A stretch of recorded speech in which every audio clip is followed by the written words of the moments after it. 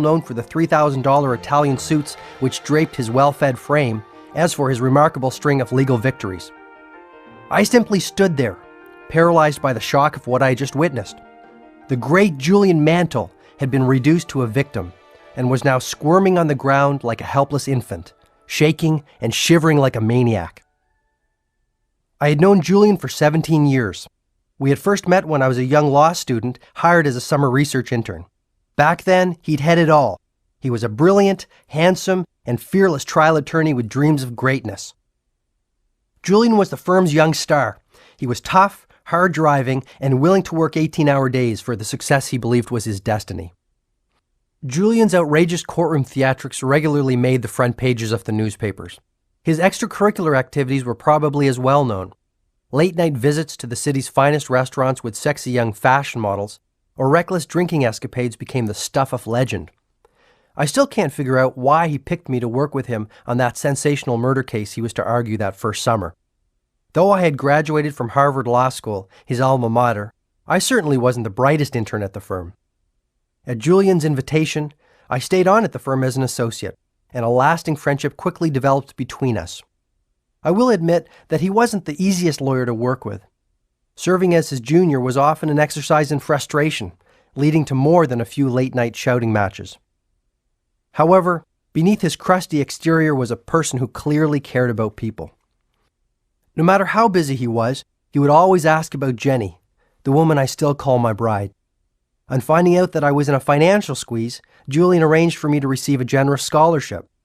Sure, he could play hardball with the best of them, but he never neglected his friends. The real problem was that Julian was obsessed with work. For the first few years, he justified his long hours by saying that he was doing it for the good of the firm. As time passed, Julian's reputation for brilliance spread and his workload continued to increase. In his rare moments of quiet, confided that he could no longer sleep for more than a couple of hours without waking up feeling guilty that he was not working on a file. It soon became clear to me that he was being consumed by the hunger for more prestige, more glory, and more money. As expected, Julian became enormously successful. He achieved everything most people could ever want: a stellar professional reputation with an income in 7 figures, a spectacular mansion, a private jet, and his prized possession, a shiny red Ferrari parked in the center of his driveway. At 53 years of age, Julian looked as if he was in his late 70s. His face was a mass of wrinkles, a less than glorious tribute to his take-no-prisoners approach to life in general, and to the tremendous stress of his out-of-balance lifestyle in particular. His late-night dinners in expensive French restaurants, smoking thick Cuban cigars and drinking cognac after cognac had left him embarrassingly overweight. He constantly complained that he was sick and tired of being sick and tired. Julian's once enthusiastic nature had been replaced by a deathly somberness. Personally, I think that his life had lost all sense of purpose. Almost every day he would tell me that he felt no passion for what he was doing and was enveloped by emptiness. Julian said that as a young lawyer, he really loved the law. The law's complexities and intellectual challenges had kept him spellbound and full of energy. Its power to effect social change inspired and motivated him. That vision gave his life meaning. It gave him a purpose, and it fueled his hopes. There was even more to Julian's undoing than a rusty connection to what he did for a living. He had suffered some great tragedy before I had joined the firm. Something truly unspeakable had happened to him, but I couldn't get anyone to open up about it. Whatever this deep, dark secret was, I had a suspicion that it in some way was contributing to Julian's downward spiral. Sure, I was curious, but most of all, I wanted to help him. He was not only my mentor, he was my best friend. And then it happened. This massive heart attack brought the brilliant Julian Mantle back down to earth and reconnected him to his mortality. The mysterious visitor. It was an emergency meeting of all of the firm's members. Old man Harding was the first to speak to the assembled mass. "I'm afraid I have some very bad news. Julian Mantle suffered a severe heart attack in court yesterday.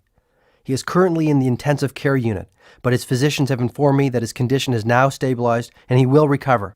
However, Julian has made a decision to leave our family and to give up his law practice. He will not be returning to the firm." I was shocked. I knew he was having his share of troubles, but I never thought he would quit. As well, after all we had been through, I thought he would at least have the courtesy to tell me this personally. He wouldn't even see me at the hospital.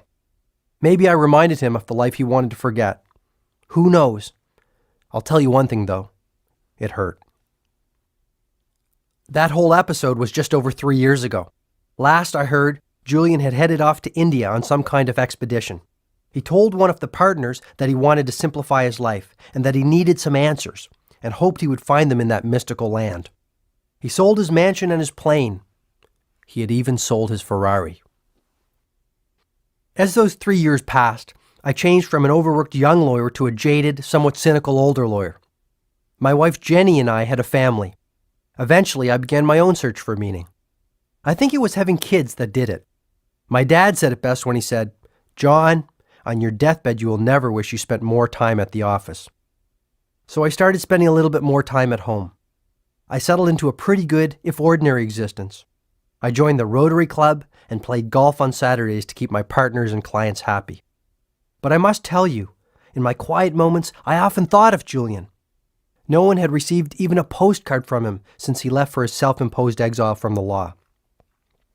A knock on my door about 2 months ago offered the first answers to some of my questions. I had just met with my last client on a grueling day when Genevieve, my brainy legal assistant, popped her head into my office. "There's someone here to see you, John. He says it's urgent, and he will not leave until he speaks with you." For an instant, I considered calling security, but realizing that this might be someone in need, I assumed a more forgiving posture. "Okay, send him in. I probably could use the business anyway." The door to my office opened slowly. At last it swung fully open, revealing a smiling man in his mid-30s. He was tall, lean, and muscular, radiating an abundance of vitality and energy. But there was more to my visitor than his youthful good looks. An underlying peacefulness gave him an almost divine presence. And his eyes, piercing blue eyes that sliced clear through me. The young man continued to look at me, much as the smiling Buddha might have looked upon a favored pupil. After a long moment of uncomfortable silence, he spoke in a surprisingly commanding tone. "Is this how you treat all of your visitors, John?" he said, his full lips curling into a mighty grin. A strange sensation tickled the pit of my stomach. "Julian, is that you? I can't believe it. Is it really you?" The loud laugh of the visitor confirmed my suspicions. The young man standing before me was none other than that long-lost yogi of India, Julian Mantle. I was dazzled by his incredible transformation. Gone was the ghost-like complexion, the sickly cough, and the lifeless eyes of my former colleague. Perhaps even more astounding was the serenity that Julian exuded. I felt entirely peaceful, just sitting there staring at him. The man before me was a youthful, vital, and smiling model of change. The miraculous transformation of Julian Mantle. Julian was the first to speak. He admitted that his body had fallen apart and that his mind had lost its luster. The constant pressure and exhausting schedule of a world-class trial lawyer had also broken his most important and perhaps most human endowment, his spirit. When given the ultimatum by his doctor either to give up the law or give up his life, he said he saw a golden opportunity to rekindle the inner fire that he had known when he was younger. Julian grew visibly excited as he recounted how he sold all his material possessions and headed for India, a land whose ancient culture and mystical traditions had always fascinated him. He traveled from tiny village to tiny village, seeing the timeless sights and growing to love the Indian people. Julian slowly began to feel alive and whole again, perhaps for the first time since he was a child. His natural curiosity and creative spark steadily returned, along with his enthusiasm and his energy for living. He started to feel more joyful and peaceful, and he began to laugh again. Julian told me that his journey to India was more than a simple vacation. He described his time as a personal odyssey of the self. He confided that he was determined to find out who he really was and what his life was all about.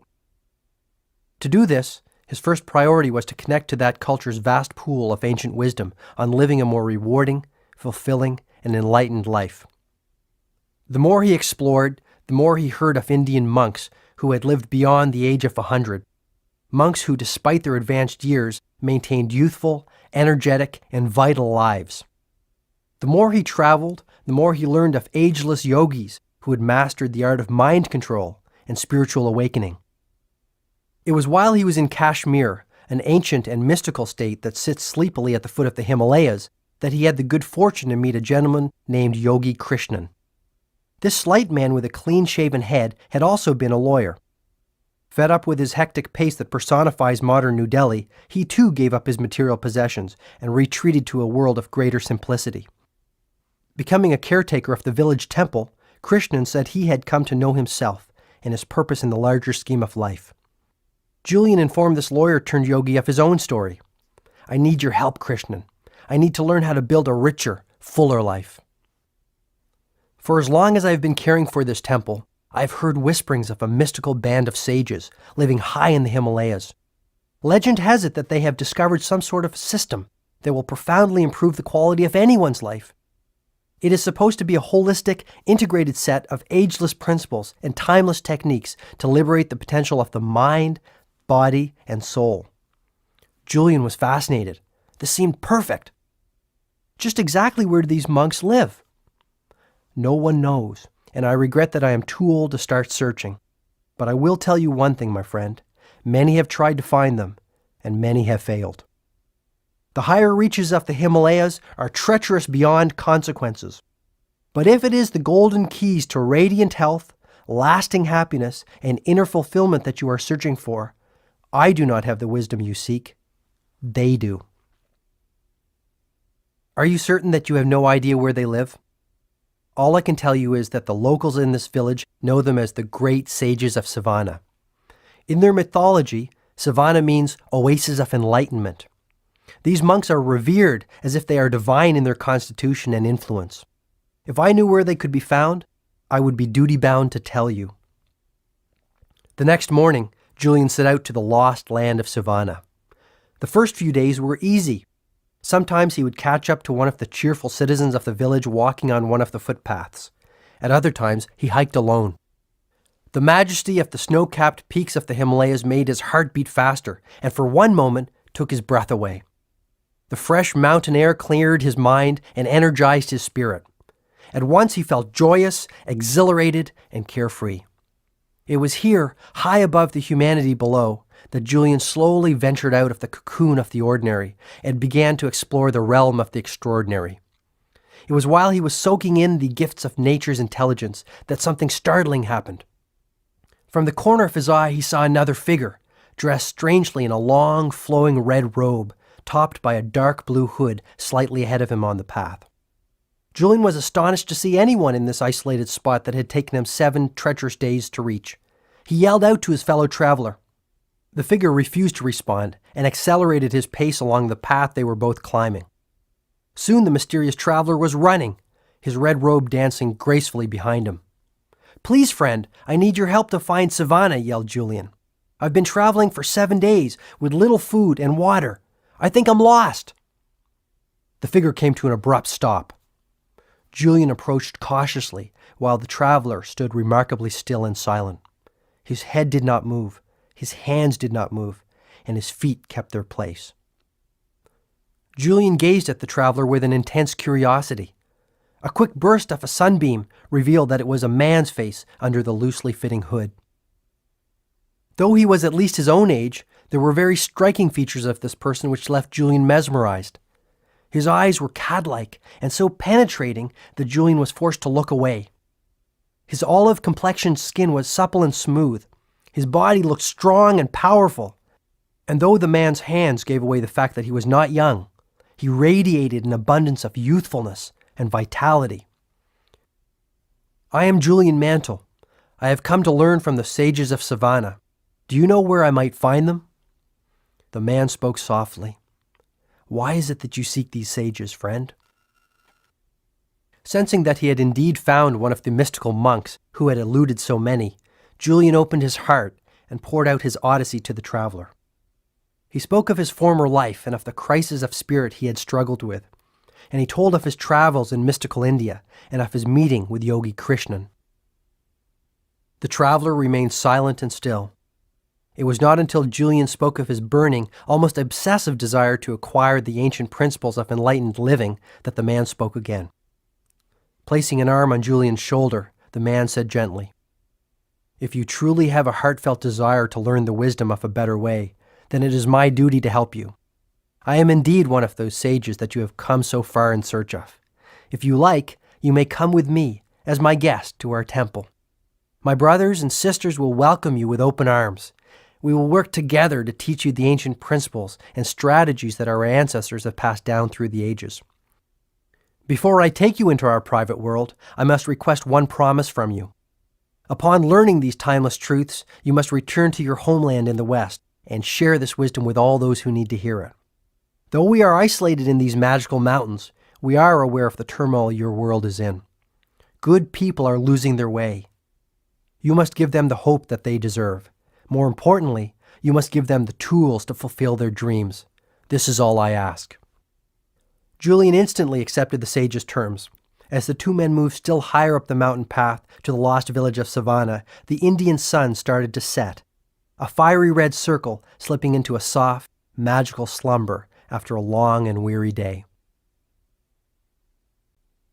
A magical meeting with the sages of Savannah. After walking for many hours, the two travelers came upon a lush green valley. On one side of the valley, the snow-capped Himalayas offered their protection. On the other, a thick forest of pine trees sprouted. The sage looked at Julian and smiled gently. "Welcome to the nirvana of Savannah." The two then descended into the thick forest which formed the floor of the valley. The smell of pine and sandalwood wafted through the cool, crisp mountain air. Julian, now barefoot to ease his aching feet, felt the damp moss under his toes. He was surprised to see the richly colored orchids and a host of other lovely flowers dancing among the trees. After walking for about 15 more minutes, the two men reached a clearing. Before him was a sight that even the worldly wise and rarely surprised Julian Mantle could never have imagined. A small village made solely out of what appeared to be roses. At the center of the village was a tiny temple made of red, white, and pink flowers, held together with long strands of multicolored string and twigs. The little huts which dotted the remaining space appeared to be the austere homes of the sages. These were also made of roses. Julian was speechless. Julian's traveling companion now revealed that his name was Yogi Raman. He explained that he was the eldest sage of Savannah and the leader of the group. The citizens of this dreamlike colony looked astonishingly youthful and moved with poise and purpose. None of them spoke, choosing instead to respect the tranquility of this place by performing their tasks in silence. The men, who appeared to number only about 10, wore the same red-robed uniform as Yogi Raman and smiled serenely at Julian. Each of them looked calm, healthy, and deeply contented. The women were equally impressive. In their flowing pink silk saris and with white lotuses adorning their jet-black hair, they moved busily through the village with exceptional agility. With zen-like focus, some worked inside the temple, preparing for what appeared to be a festival. Others carried firewood and richly embroidered tapestries. All were engaged in productive activities. All appeared to be happy. Ultimately, the faces of the sages of Savannah revealed the power of their way of life. Even though they were clearly mature adults, each one of them radiated a childlike quality, their eyes twinkling with the vitality of youth. Not one of them had wrinkles. Not one of them had gray hair. Not one of them looked old. Julian was offered a feast of fresh vegetables and fruits, a diet that he would later learn was one of the keys to the ideal health enjoyed by the sages. After the meal, Yogi Raman escorted Julian to his living quarters, a flower-filled hut containing a small bed with an empty journal pad on it. This would be his home for the foreseeable future. Though Julian had never seen anything like this magical world of Savannah, his intuition told him that he belonged here, if only for a short period. And so began Julian's life among the sages of Savannah, a life of simplicity, serenity, and harmony. The best was soon to come. a spiritual student of the sages. It was now 8 p.m., and I still had to prepare for court the next day. Yet I was fascinated by the experience of this former legal warrior. The longer I listened to Julian, the more I came to realize that my own spirit had become rusty. What had happened to the uncommon passion I brought to everything I did when I was younger? Maybe it was time for me to reinvent my destiny. Julian quickened the pace as he continued with his tale. He told me how his desire for knowledge, coupled with his sharp intellect, had made him a well-loved member of the Savannah community. As a mark of their affection for Julian, the monks eventually made him an honorary member of their band and treated him like an integral part of their extended family. Eager to expand his knowledge of the workings of the mind, body, and soul, and to attain self-mastery, Julian spent literally every waking moment under the tutelage of Yogi Raman. The sage became more like a father to Julian than a teacher. It was clear that this man had the accumulated wisdom of many lifetimes, and most happily, he was willing to share it with Julian. Beginning before dawn, Yogi Raman would sit with his enthusiastic student and fill his mind with insights on the meaning of life and little-known techniques for living with greater vitality, creativity, and fulfillment. He taught Julian ancient principles anyone could use to live longer, stay younger, and grow far happier. Julian also learned how the twin disciplines of personal mastery and self-responsibility would keep him from returning to the chaos of crisis that had characterized his life in the West. Julian said that the first indications of his personal expansion came after only 3 weeks in Savannah. He also said that his new lifestyle and the new habits associated with it started to have a profound effect on his inner world. Within a month of applying the principles and techniques of the sages, he had begun to cultivate the deep sense of peace and inner serenity that had eluded him. He became more joyful and spontaneous, growing more energetic and creative with each passing day. After pausing as if to express disbelief at his own tale, Julian grew philosophical. I've realized that the world, and that includes my inner world, is a very special place. I have learned that self-mastery and the consistent care for one's mind, body, and soul are essential to finding one's highest self and living the life of one's dreams. How can you care for others if you cannot even care for yourself? I can't love you if I cannot love myself, he offered. Suddenly, Julian grew flustered. I have never opened my heart to anyone like this before. It is just that I experienced such a catharsis up in those mountains, such a spiritual awakening to the powers of the universe, that I feel others need to know what I know. Noticing it was getting late, Julian quickly told me he would take his leave and bid me adieu. I'll be back, my friend. You have your work to do, and I have some private matters that need to be taken care of. Just tell me one thing. Will the methods you learned in Savannah work for me? When the student is ready, the teacher appears, came the swift reply. You, along with so many others, are ready for the wisdom I now have the privilege of holding. I will meet you again tomorrow night, this time at your house.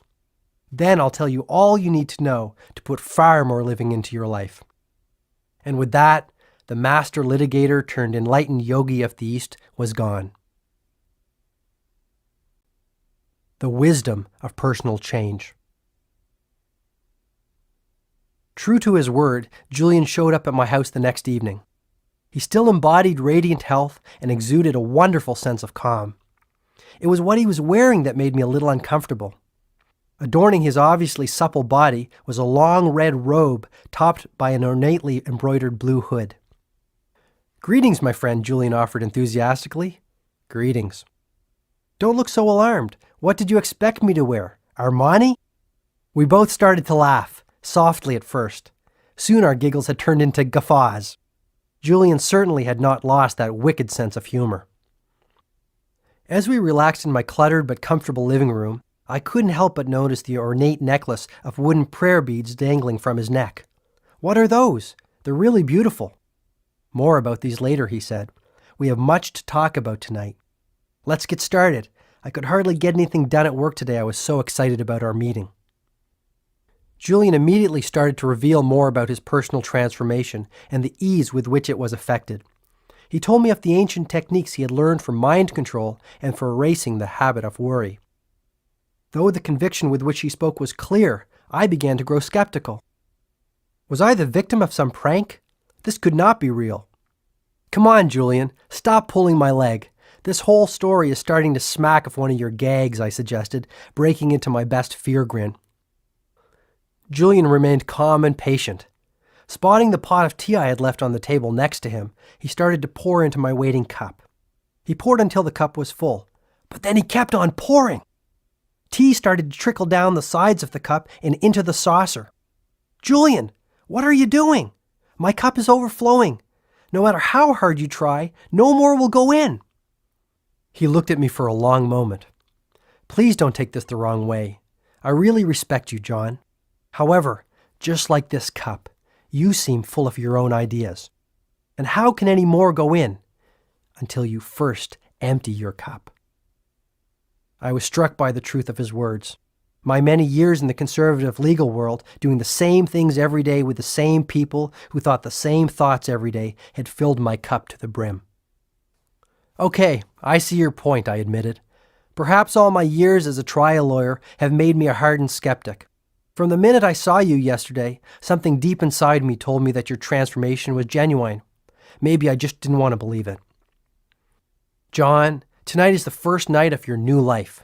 I simply ask that you think deeply about the wisdom and strategies that I will share with you and apply them with conviction for a period of 1 month. You will experience changes within the workings of your mind, body, and even your soul that will astonish you. A lasting sense of well-being and balance will swiftly return to your life. Wow! The advice of the sages is just as current today as it was 5,000 years ago. It will not only enrich your inner world, it will enhance your outer world and make you far more effective in all that you do. Most importantly, it will work for anyone. But before I share this knowledge with you, I must ask you for a promise. Once you see the power of the strategies and skills shown to me by the sages of Savannah, you must make it your mission to pass this wisdom on to others who will benefit from this knowledge. By agreeing to do this, you will help me fulfill my own pact with Yogi Raman. I agreed without reservation. Julian began to teach me the system he had come to consider as sacred. At the heart of the Savannan system were 7 basic virtues, 7 fundamental principles which embodied the keys to self-leadership, personal responsibility, and spiritual enlightenment. Julian told me that Yogi Raman was the first to share the 7 virtues with him after a few months in Savannah.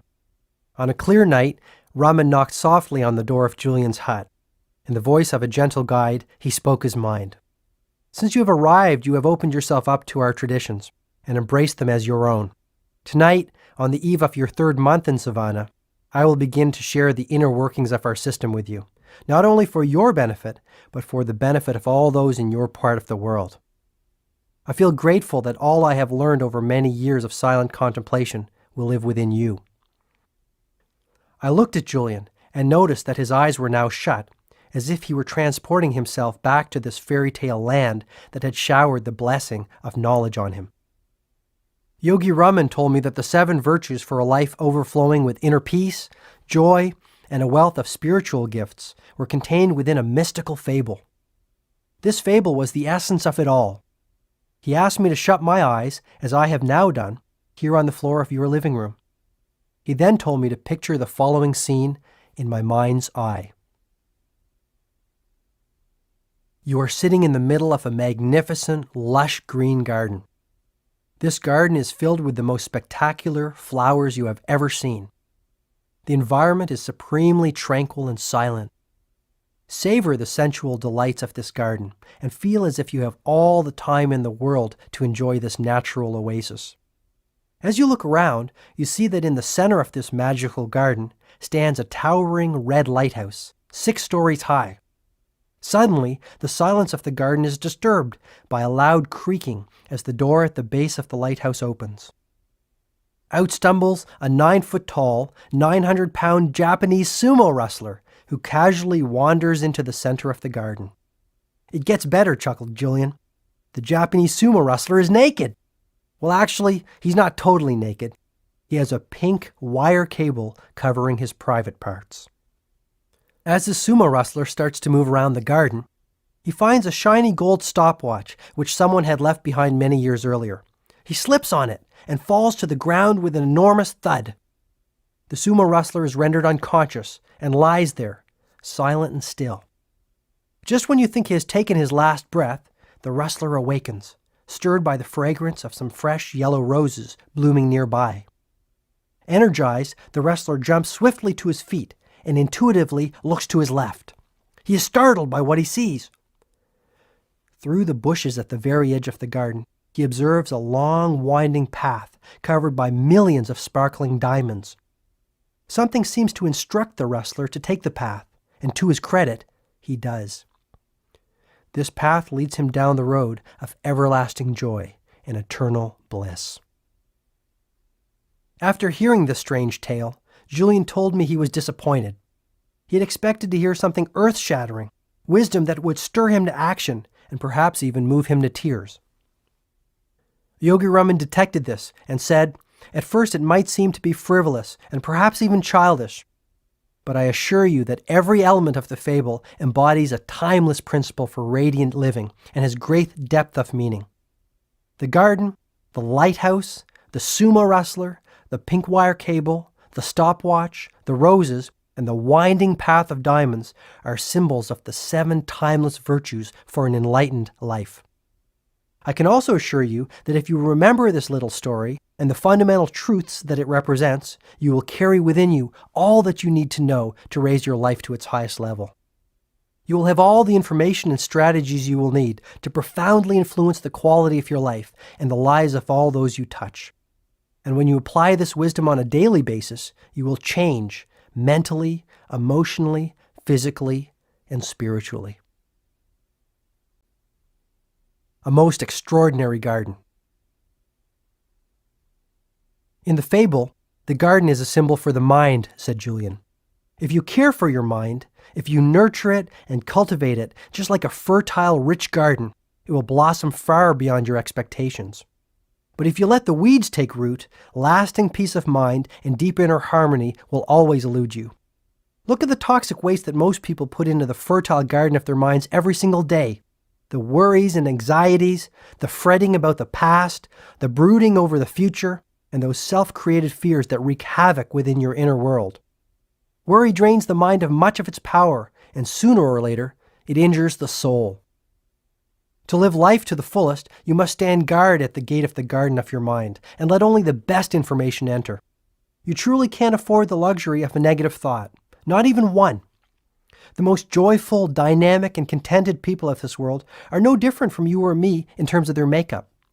However, the ones who do more than just exist, the ones who fan the flames of their human potential and truly savor the magical dance of life, do different things than those whose lives are ordinary. Foremost among the things they do is adopt a positive paradigm about their world and all that is in it. The way you think stems from habit, pure and simple, Julien continued with conviction.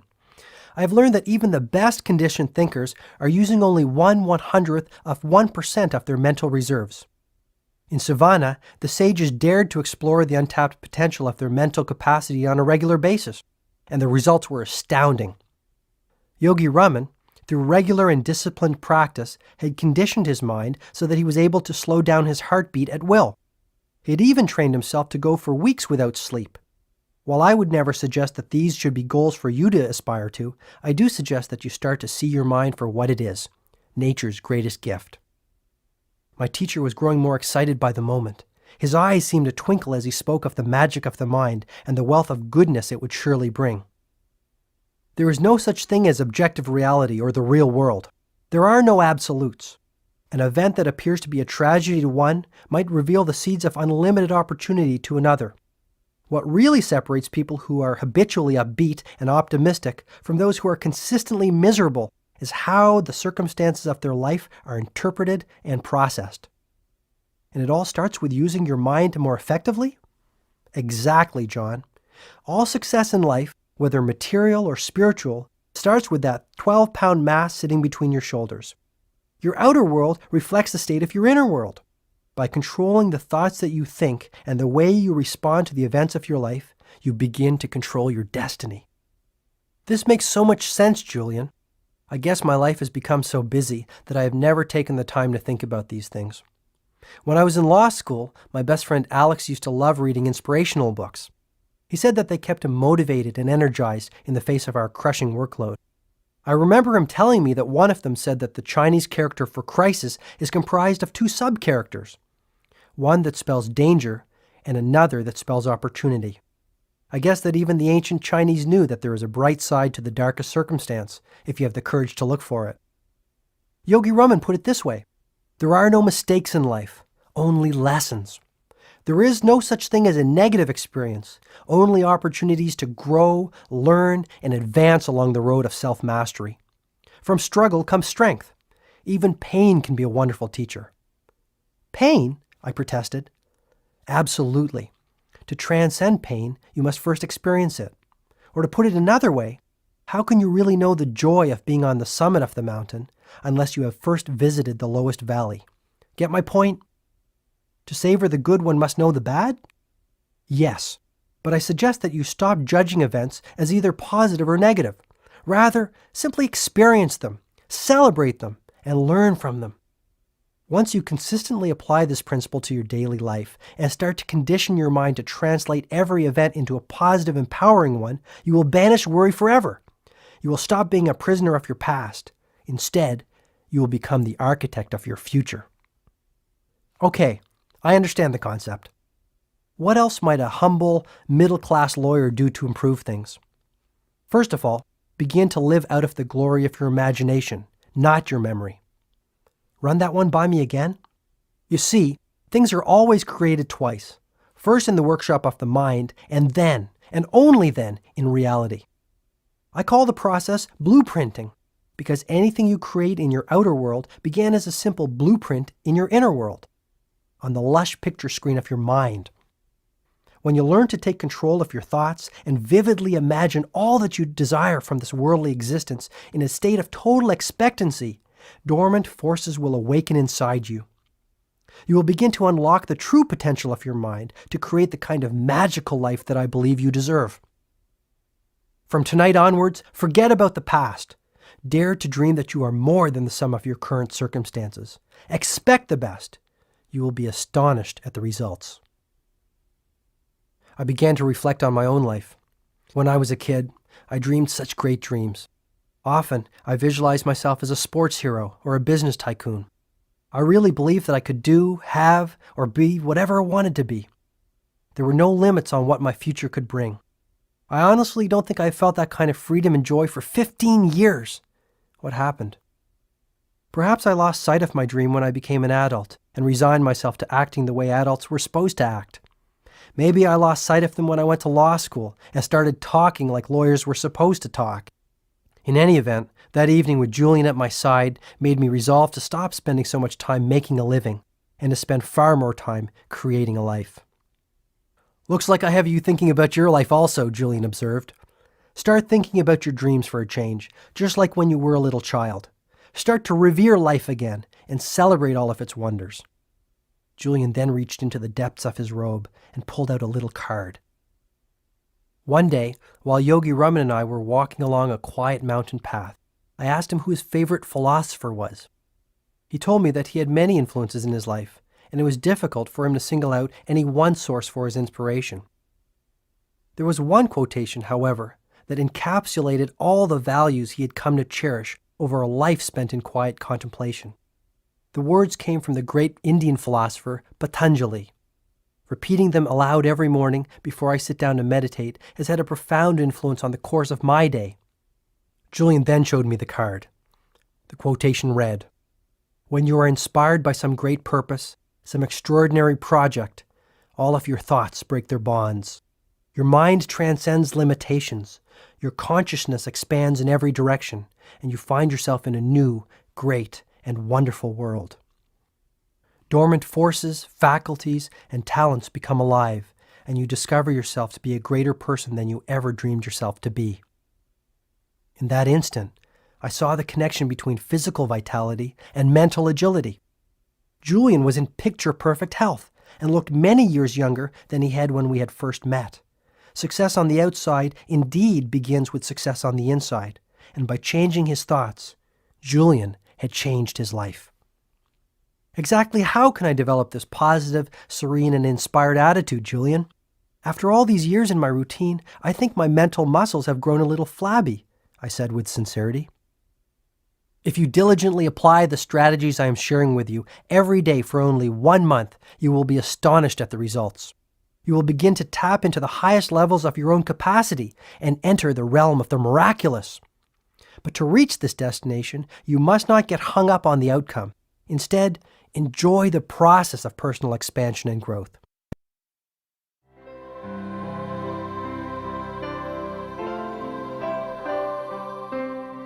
Julian added softly, "Before I give you the precise methods passed on to me by the sages of Savannah, I must first share a couple of key principles. First, always remember that concentration is at the root of mental mastery. The very fact that you have a desire or a dream means that you have the corresponding capacity to realize it. However, to liberate the power of the mind, you must first be able to harness it and direct its focus only to the task at hand. The moment you concentrate the focus of your mind on a singular purpose, extraordinary gifts will appear within your life."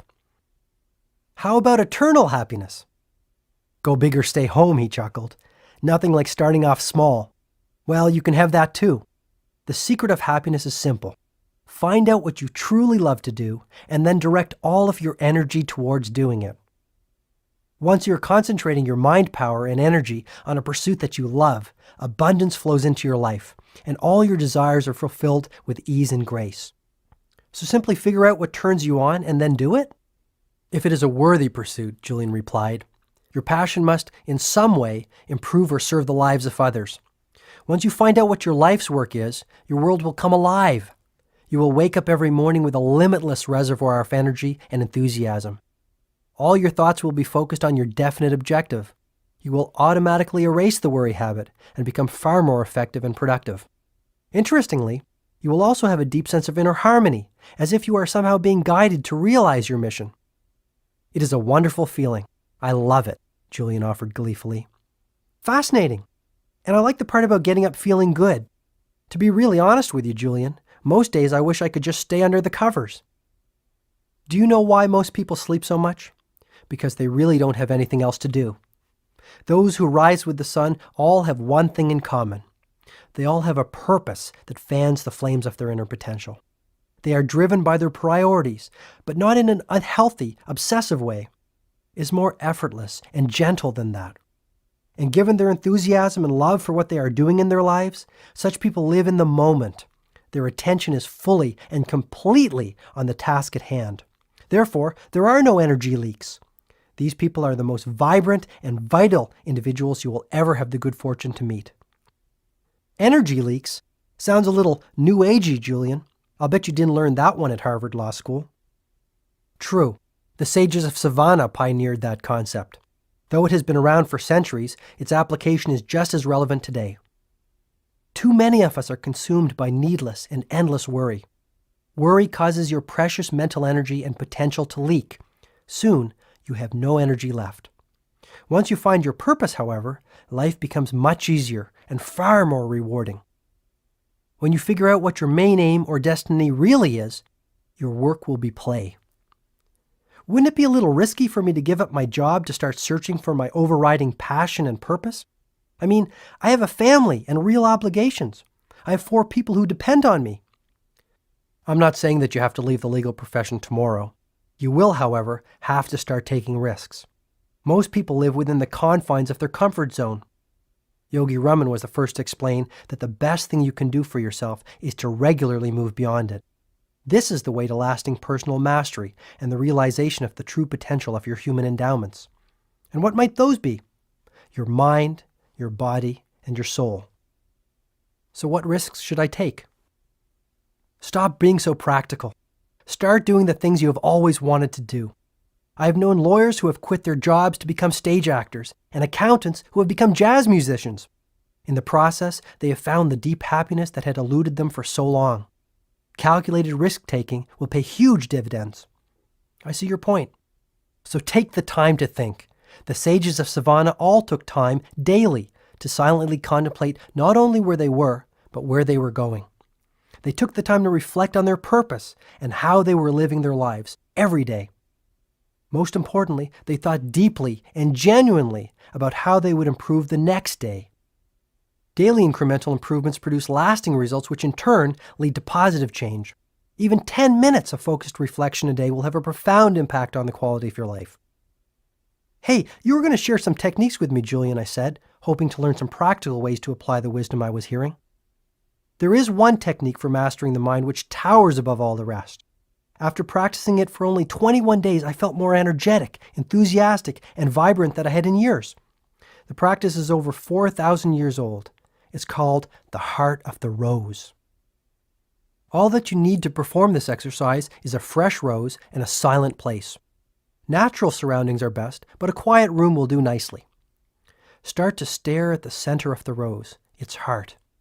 Keep staring at the rose. Notice its color, its texture, its design.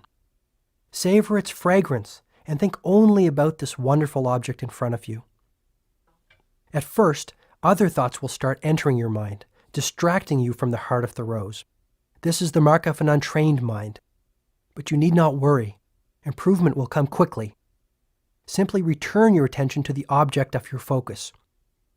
Soon your mind will grow strong and disciplined. That's all there is to it? It sounds pretty easy.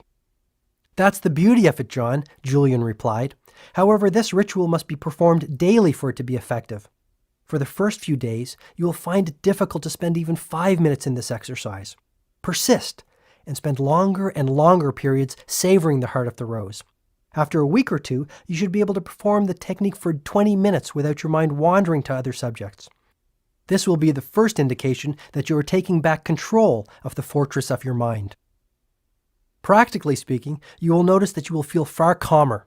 You will have taken a significant step towards erasing the worry habit that plagues most of the population, and you will enjoy more energy and optimism.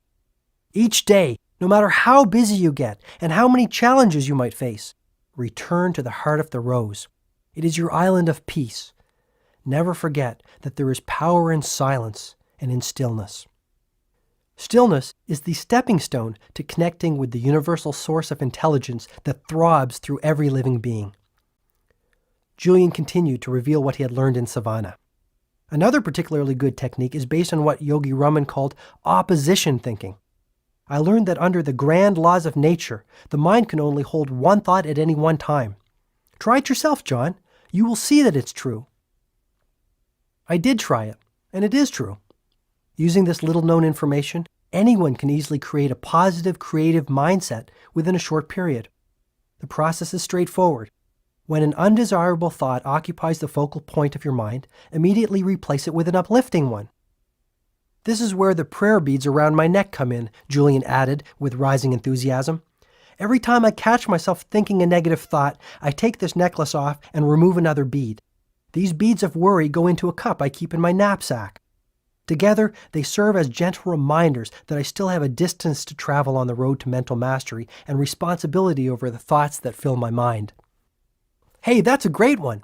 This is really practical stuff. I have never heard anything quite like it. Tell me more about this philosophy of opposition thinking. Let's say you've had a tough day in court. The judge disagreed with your interpretation of the law. The litigator on the other side belonged in a cage, and your client was more than a little annoyed with your performance. You come home and fall into your favorite chair, full of gloom. Step 1 is to become aware that you are thinking these uninspiring thoughts. Self-knowledge is the stepping stone to self-mastery. Step 2 is to appreciate once and for all that just as easily as you allowed those gloomy thoughts to enter, you can replace them with cheerful ones. So think of the opposite of gloom.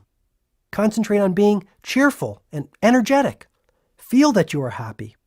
Perhaps you might even start to smile. Move your body as you do when you are joyful and full of enthusiasm. Sit up straight and breathe deeply and train the power of your mind on positive thoughts.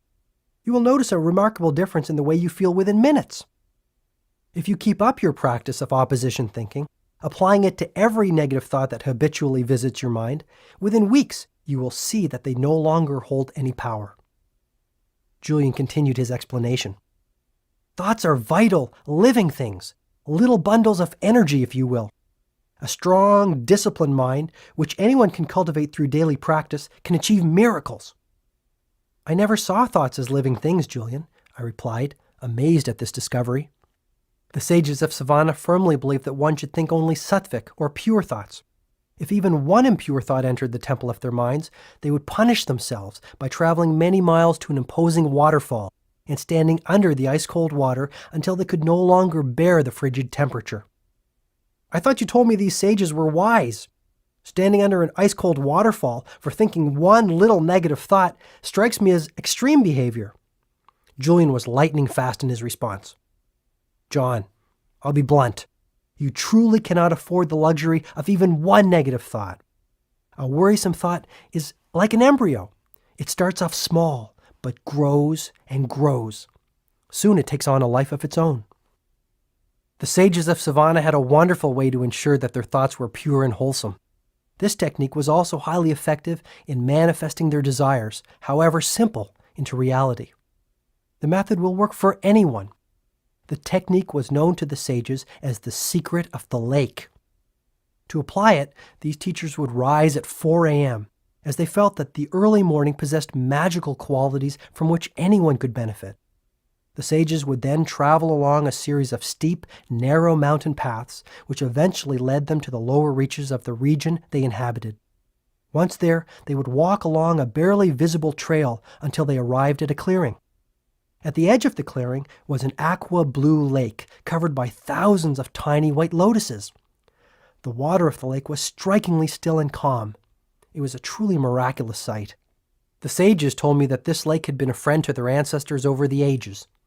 Julian explained that the sages would look into the waters of the still lake and envision their dreams becoming reality. If it was the virtue of discipline they wished to cultivate within their lives, they would picture themselves getting up at dawn, performing their rigorous physical regimen without fail, and spending days in silence to enhance their willpower. If it was courage they desired, they would picture themselves acting with strength in a moment of crisis and challenge. You see, John, the mind works through pictures. Pictures affect your self-image, and your self-image affects the way you feel, act, and achieve. When you run inspiring, imaginative pictures through the movie screen of your mind, wonderful things start to happen in your life. You must spend some time every day, even if it is just a few minutes, in the practice of creative envisioning. See yourself as you want to be, whether this means serving as a great judge, a great father, or a great citizen of your community. Do I have to find a special lake to apply the secret of the lake? I asked innocently. No, you can practice this method in your own living room, or even at your office if you really want to. Shut the door, hold all calls, and close your eyes. Then take a few deep breaths. You will notice that after 2 or 3 minutes you will start to feel relaxed. Next, visualize mental pictures of all you want to be, to have, and to attain in your life. If you want to be the world's best father, envision yourself laughing and playing with your kids, responding to their questions with an open heart. Picture yourself acting gracefully and lovingly in a tense situation. Mentally rehearse the way you will govern your actions when a similar scene unfolds on the canvas of reality. The magic of visualization can be applied to so many situations. Consistent use of this method will also bring you financial rewards along with an abundance of material gain, if this is important to you. Understand once and for all that your mind has magnetic power to attract all that you desire into your life.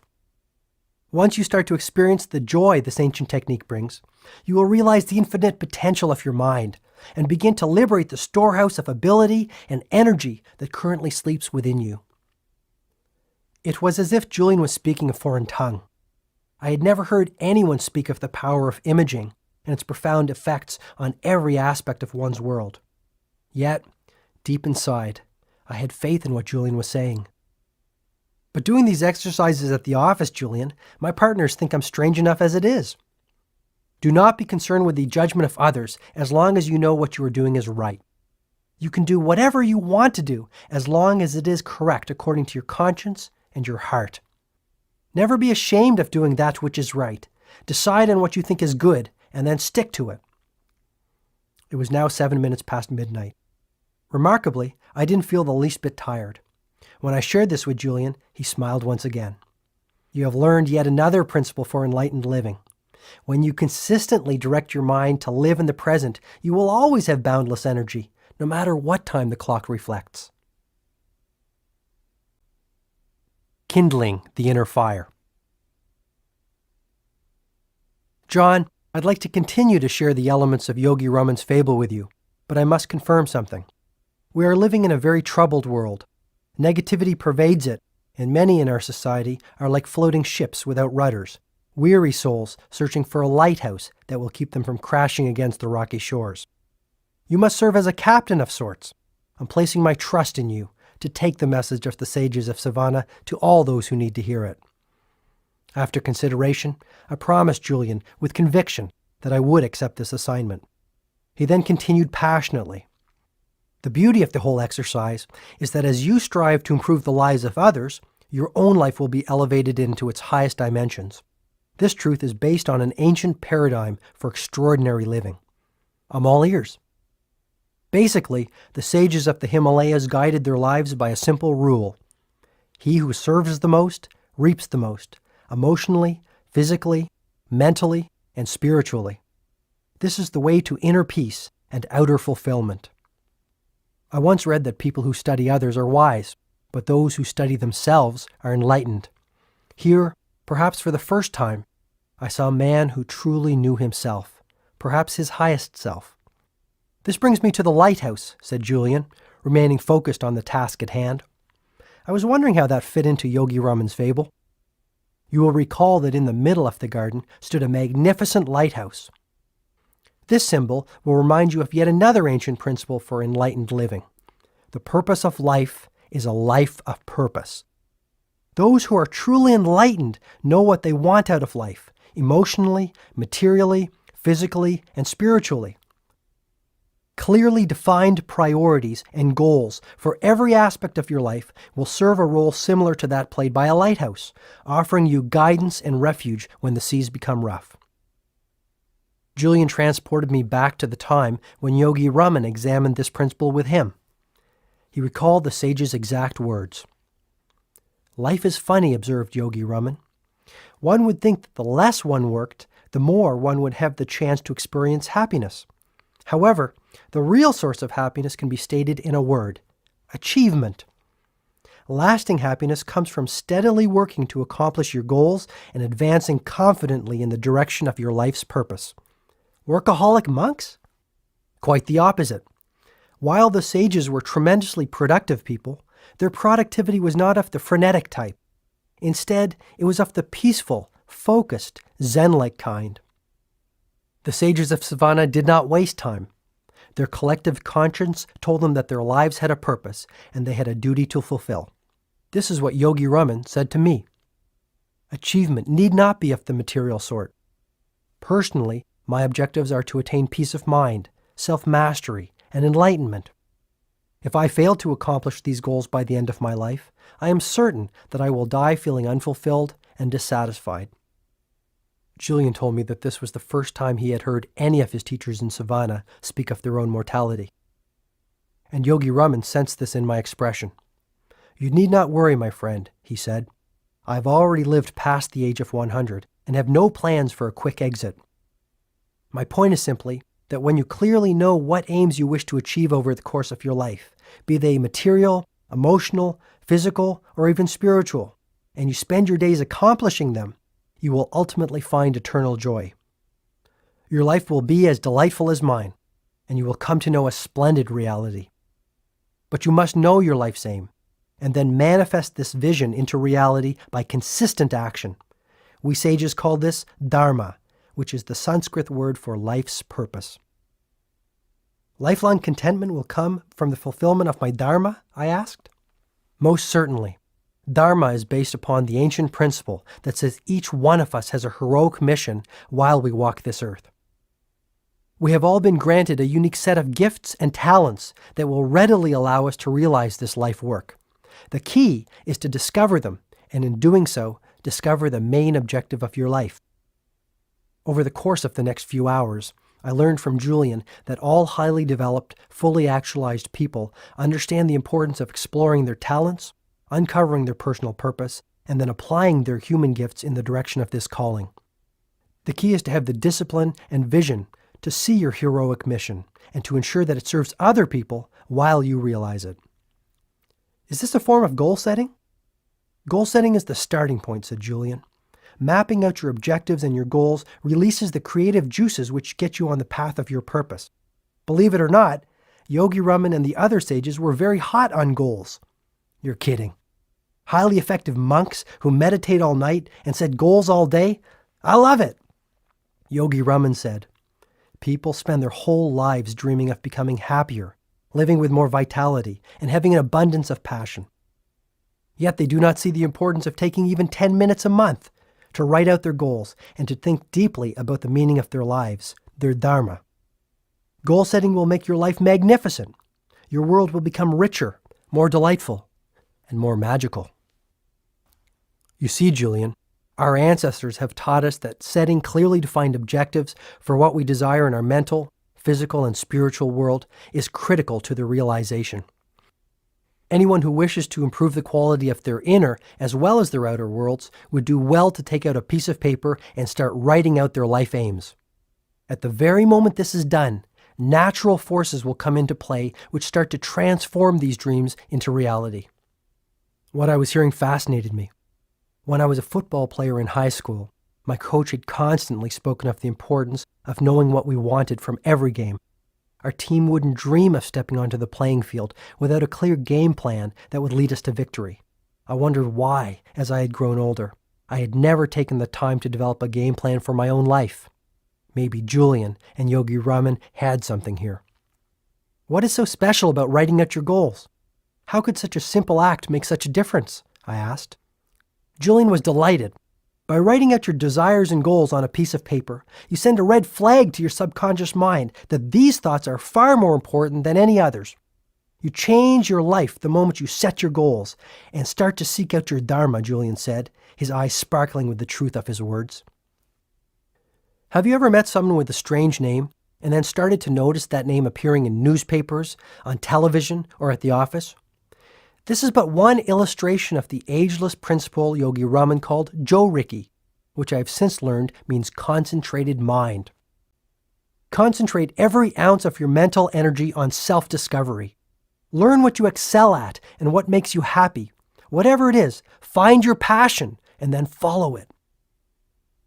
Now that I really think about it, it would be sad to reach the end of my life without realizing that I had some special genius that would have unlocked my potential and helped others, even in a small way. That's right. So from this moment onwards, be acutely aware of your aim in life. Awaken your mind to the abundance of possibility around you. Start to live with more zest. The human mind is the world's largest filtering device. When you decide to start concentrating your mind on your life's main aims, your mind starts to filter out the unimportant and focus only on the important. To tell you the truth, I think it's about time I discovered my purpose, I said. Don't get me wrong, there are a lot of great things in my life, but it isn't as rewarding as I think it could be. How does that make you feel? Depressed, I offered with total honesty. I know I have talent. Actually, I was one heck of a good artist when I was younger. When I painted, I was in heaven. I lost track of time when I was in the studio painting. I would get lost in the canvas. It was almost as if I transcended time and moved into another dimension. John, this is the power of concentrating your mind on a pursuit that you love. Maybe your dharma is to brighten the world with lovely scenes. At least start spending a little time painting every day. How about applying this philosophy to things less esoteric than changing my life? Let's say one of my aims was to drop the spare tire I am carrying around my waist. Where would I start? Julian told me that the sages of Savannah had created a 5-step method to reach their objectives and fulfill the purposes of their lives. The first step was to form a clear mental picture of the outcome. If this was to lose weight, every morning, just after I woke up, I was to envision myself as a lean, fit person, full of vitality and boundless energy. Step 2 was to get some positive pressure on myself. Pressure can inspire you to achieve great ends. People generally achieve magnificent things when they are forced to tap into the wellspring of human potential that lies within them. How can I create this positive pressure on myself? I asked, now thinking about the possibilities of applying this method to everything from getting up earlier to being a more patient and loving father. One of the best is the public pledge. Tell everyone you know you will lose the excess weight or whatever your goal might be. Once you make your goal known to the world, there will instantly be pressure on you to work towards its fulfillment, since no one likes to look like a failure. When you train your mind to associate pleasure with good habits and punishment with bad ones, your weaknesses will quickly fall by the wayside. You said there were 5 steps to follow to make my desires come true, I said impatiently. What are the remaining 3? Yes, John. The 3rd step is a simple one. Never set a goal without attaching a timeline to it. To breathe life into a goal, you must have a precise deadline. Remember that a goal that is not committed to paper is no goal at all. Go out and buy a journal. A cheap coil notepad will do. Call this your dream book and fill it with all your desires, objectives, and dreams. Get to know yourself and what you are all about. Don't I already know myself? Most people don't. The Chinese define image in these terms. There are 3 mirrors that form a person's reflection. The first is how you see yourself. The second is how others see you. And the 3rd mirror reflects the truth. Know yourself, John. Know the truth. Divide your dream book into separate sections for goals relating to the different areas of your life. For example, you might have sections for your physical fitness goals, your financial goals, your personal empowerment goals, your relationship and social goals, and perhaps most importantly, your spiritual goals. Hey, that sounds like fun. I've never thought about doing something as creative as that for myself, I said. Another particularly effective technique is to fill your dream book with pictures of the things you desire and images of people who have cultivated the abilities, talents, and qualities that you hope to emulate. If you want to lose weight and be in outstanding physical shape, paste a picture of a marathon runner or an elite athlete in your dream book. If you want to be the world's finest husband, clip out a picture of someone who represents this, perhaps your father, and put it in your journal in the relationship section. Then review this book daily, even for a few minutes. Make it your friend. The results will startle you. My wife would love to have a dream book. She'd probably fill it with pictures of me without my notorious belly. It's really not that big, Julian suggested in a consoling tone. Then why does Jenny call me Mr. Donut? I said, breaking into a broad smile. Julian started to laugh. I had to follow. Soon the two of us were howling on the floor. I guess if you can't laugh at yourself, who can you laugh at? I said, still giggling. Very true, my friend. When I was chained to my former lifestyle, one of the main problems was that I took life far too seriously. Now I am much more playful and childlike. I enjoy all of life's gifts, no matter how small they are. But I have digressed. Once you have formed a clear mental picture of your outcome, created a little pressure behind it, set a deadline, and committed it to paper, the next step is to apply what Yogi Raman called the magic rule of 21. The learned men and women of his world believed that for a new behavior to crystallize into a habit, one had to perform the new activity for 21 days in a row. What's so special about 21 days? The only way to permanently install a new habit is to direct so much energy towards it that the old one slips away like an unwelcome house guest. The installation is generally complete in about 21 days, the time it takes to create a new neural pathway. Say I wanted to start practicing the heart of the rose technique to erase the worry habit and live at a more peaceful pace. Do I have to do it at the same time every day? Good question. The only reason to do something is because you want to and because you know it is the right thing for you to do. My suggestion is that you try the heart of the rose method at the same time every day and in the same place every day. There is tremendous power in a ritual. When you insert any activity into your routine by doing it the same way at the same time every day, it quickly grows into a habit. Soon you will be performing the new habit with the same ease that you feel while brushing your teeth.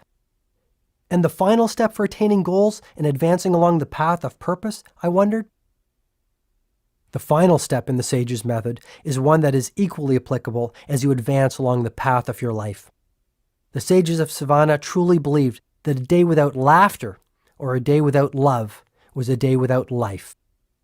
Never forget the importance of living with unbridled exhilaration. Never neglect to see the exquisite beauty in all living things. Remain spirited, joyful, and curious. Stay focused on your life work and on giving selfless service to others. The universe will take care of everything else. This is one of nature's truest laws. Is that it? I still have much wisdom to share with you. Are you tired? Not in the least. Actually, I feel pretty pumped up. You're quite the motivator, Julian. Have you ever thought about an infomercial? I asked mischievously. I don't understand, he replied gently. Never mind. Just one of my feeble attempts at humor. Okay. Before we move along with Yogi Raman's fable, there was one last point about reaching goals and your dreams that I would like to impress on you. Go for it. There is one word which the sages spoke of in almost reverential terms. This simple word seemed to carry a depth of meaning for them, and it peppered their daily talk. The word I am speaking of is passion, and it is a word you must constantly keep at the forefront of your mind. A burning sense of passion is the most potent fuel for your dreams. Here, in our society, we have lost our passion. We do not do things because we love to do them. We do things because we feel we have to do them. This is a formula for misery. Reclaim the joy of waking up every morning full of energy and exhilaration. Breathe the fire of passion into all that you do. You will quickly reap great material as well as spiritual rewards. You make it sound so easy. It is. From tonight onwards, take complete control of your life. Decide once and for all to be the master of your fate. Discover your calling, and you will start to experience the ecstasy of an inspired life. Finally, always remember that what lies behind you and what lies in front of you is nothing when compared to what lies within you. Thanks, Julian. I really needed to hear this. I never realized all that was lacking in my life until tonight. Things are going to change. I promise you. I am grateful for this. You're welcome, my friend. I'm simply fulfilling my purpose.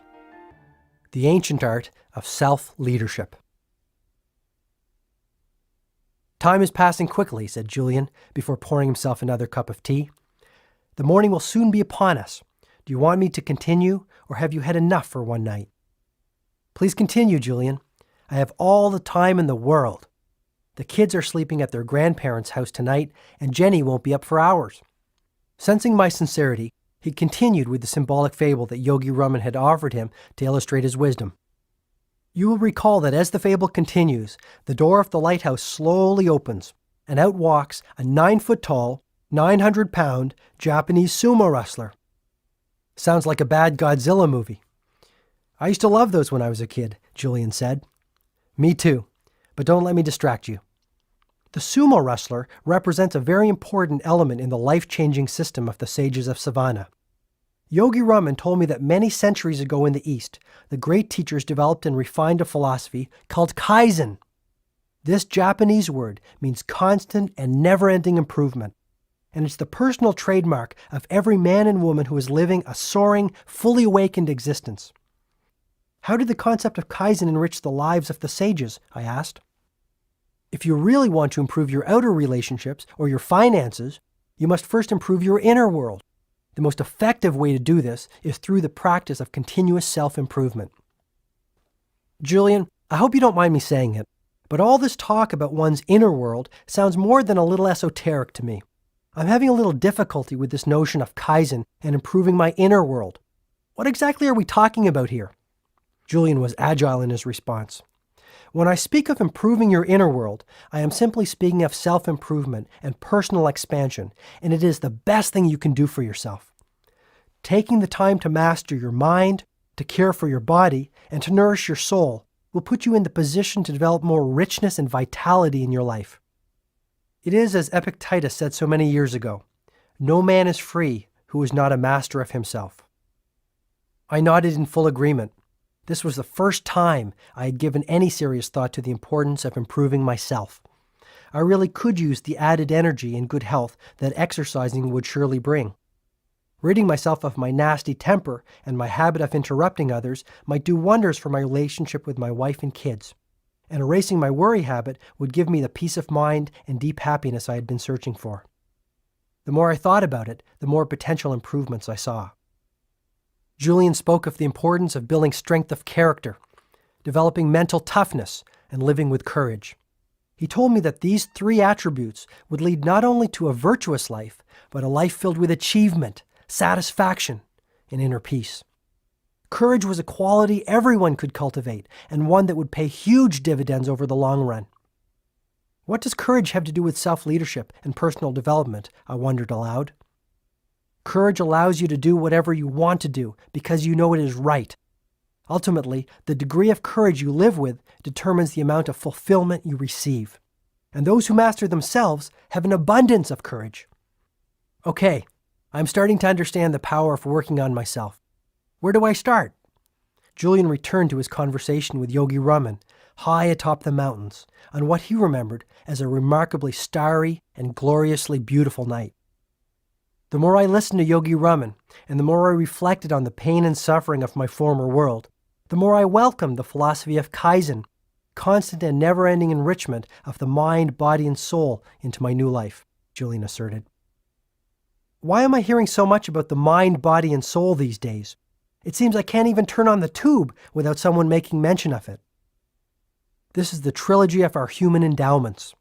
To improve our mind without the cultivation of your physical gifts would be a very hollow victory. Elevating your mind and body to their highest level without nurturing your soul would leave you feeling very empty and unfulfilled. But when you dedicate your energies to unlocking the full potential of all 3 of your human endowments, you will taste the divine ecstasy of an enlightened life. You've got me pretty excited, pal. And as to your question about where to start, I promise that I will give you a number of ancient yet powerful techniques in a few moments. But first, I must share a practical illustration with you. Get into push-up position. Good grief, Julian's become a drill sergeant, I silently thought. Being curious and wishing to keep my cup empty, I complied. Now do as many push-ups as you can possibly do. Don't stop until you truly are certain that you cannot do any more. I struggled with the exercise. The first 15 push-ups were pure agony. At 23 push-ups, I gave up. No more, Julian. This is killing me. The only lesson I'm going to learn from this is what to do for a heart attack.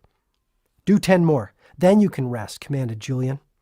You've got to be kidding. But I continued. 1, 2, 5, 8, and finally 10. I lay on the floor in total exhaustion. What could anyone possibly learn from an experience like this? I asked breathlessly. You told me after you had done 23 that you couldn't do any more. You told me that this was your absolute limit. Yet, when I challenged you to do more, you responded with another 10 push-ups. You had more inside you, and when you reached for your resources, you received more. Yogi Raman explained a fundamental truth to me. The only limits on your life are those that you set yourself. When you push beyond your limits, just as you did in this demonstration, you unlock mental and physical reserves that you never thought you had. Julian sensed he was on a roll. You practice the art of Kaizen by pushing yourself daily. Work hard to improve your mind and your body. Nourish your spirit. Do the things you fear. Be the person you dream of being. Julian continued his passionate discourse. Identify the things that are holding you back. Take the time to reflect on what might be keeping you from the life you really want and know deep down you can have. Once you have identified what your weaknesses are, the next step is to face them head on and attack your fears. This might be the first taste of real freedom that you have experienced in years. Fear is nothing more than a mental monster you have created, a negative stream of consciousness. You mean all my fears are nothing more than imaginary little gremlins that have crept into my mind over the years? Exactly, John. Every time they have prevented you from taking some action, you have added fuel to their fire.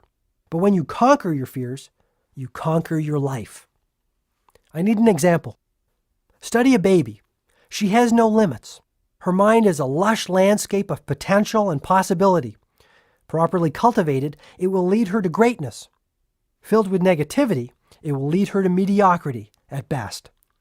A baby could be trained to view a glorious sunny day as depressing. A child could be trained to see a puppy as a vicious animal. An adult could be trained to see a drug as a pleasant vehicle for release. It's all a matter of conditioning, isn't it? Sure. The same holds true for fear. Fear is a conditioned response, a life-sucking habit that can easily consume your energy, creativity, and spirit if you are not careful. When fear rears its ugly head, beat it down quickly. The best way you can do this is to do the thing you fear. When you erase fear from your mind, you start to look younger and your health becomes more vibrant.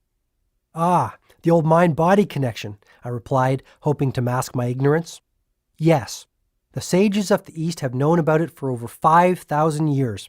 Hardly new age, he said with a broad grin. Truly enlightened people are prepared to put off short-term pleasure for the sake of long-term fulfillment.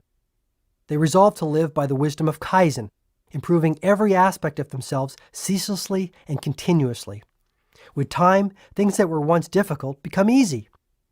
Fears that once prevented them from all the happiness, health, and prosperity they deserved fall to the wayside like stickmen toppled by a hurricane. So you're suggesting that I must change myself before I change my life? Yes, it's like that old story my favorite professor told me when I was in law school. One night, a father was relaxing with his newspaper after a long day at the office. His son, who wanted to play, kept on pestering him. Finally, fed up, the father ripped out a picture of the globe that was in the newspaper and tore it into 100 tiny pieces. Here, son, go and try to put this back together, he said. To his amazement, his son returned after only 1 minute with the globe perfectly back together. When the startled father asked him how he achieved this feat, the son smiled and gently replied, "Dad, on the other side of the globe, there was a picture of a person. And once I got the person together, the world was okay." That's a great story.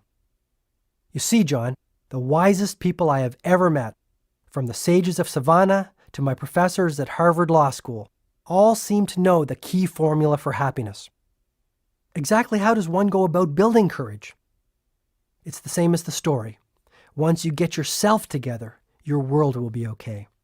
But you must spend some time daily working on yourself, even if for only 10 or 15 minutes. And what does the 9-foot-tall, 900-pound Japanese sumo wrestler symbolize in Yogi Raman's fable? Our hefty friend will be your constant reminder of the power of Kaizen.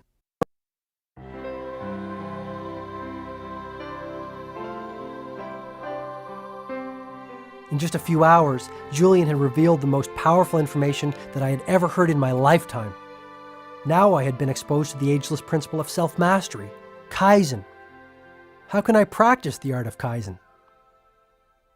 I will give you 10 ancient yet supremely effective rituals that will lead you far along the path of personal mastery. If you apply them on a daily basis, with faith in their utility, you will observe remarkable results in just 1 month from today. Yogi Raman offered the 10 rituals to me with great faith in what he termed their exquisiteness. The quid pro quo is that you must set aside at least 1 hour a day for 30 consecutive days to practice the strategies. This investment in yourself is all it takes. 1 hour a day for 30 days is all it takes? It's the magic formula I was always searching for. Having said this, you must be disciplined and apply the strategies which make up the formula daily with utter conviction in their value. This is not a quick fix type deal. Once you are in it for the long term. What do you mean? Spending 1 hour a day tending to yourself will surely give you dramatic results in 30 days, provided you do the right things. The key is that you must keep on practicing them every day if you want to keep on seeing the results. Fair enough, I agreed. Julian clearly had unlocked a wellspring of personal vitality and inner serenity in his own life. Actually, his transformation from a sickly old litigator to a radiant, energetic philosopher was nothing less than miraculous. Maybe I too could undergo a mantle-like transformation. It was surely worth a try. That night, sitting on the floor of my cluttered living room, I learned what Julian called the 10 rituals of radiant living. The first strategy was known to the sages as the ritual of solitude. This involves nothing more than ensuring that your daily schedule include a mandatory period of peace. Just what is a period of peace? It is a period of time, as little as 15 minutes or as much as 50, wherein you explore the healing power of silence and come to know who you really are. Its purpose is self-renewal, and this is accomplished by spending time alone, immersed in the beautiful blanket of silence. Solitude and quiet connect you to your creative source and release the limitless intelligence of the universe. You will even sleep better and enjoy a renewed feeling of balance in your day-to-day activities. Where should I go for this period of peace? Theoretically, you could do it anywhere, from your bedroom to your office. The key is to find a place of true quiet and beauty. How does beauty fit into the equation? Beautiful images soothe a ruffled soul, Julian observed with a deep sigh. A bouquet of roses, or a simple, solitary daffodil, will have a highly salutary effect on your senses and relax you to no end. Ideally, you should savor such beauty in a space that will serve as a sanctuary of the self. What's that? Basically, it is a place that will become your secret forum for mental and spiritual expansion. This might be a spare room in your house or simply a peaceful corner of a small apartment. The point is to reserve a spot for your renewal activities, a place that sits there quietly, awaiting your arrival. I love the sound of that. I think having a silent place to go to when I come home from work would make a world of difference. That brings up another important point. The ritual of solitude works best when you practice it at the same time every day. By practicing it at the same time every day, a daily dose of silence will soon become a habit that you will never neglect. Anything else? Yes. If at all possible, commune with nature daily.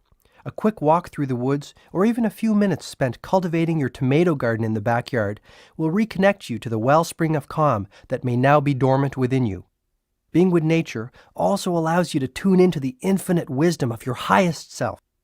This self-knowledge will move you into the uncharted dimensions of your personal power. Never forget this, Julian advised, his voice rising with passion. Has this ritual worked well for you, Julian? Absolutely. Some days I spend hours in quiet contemplation. On other days, I spend only 10 minutes. The result is more or less the same: a deep sense of inner harmony and an abundance of physical energy. Which brings me to the second ritual. This is the ritual of physicality. Sounds interesting. What's it all about?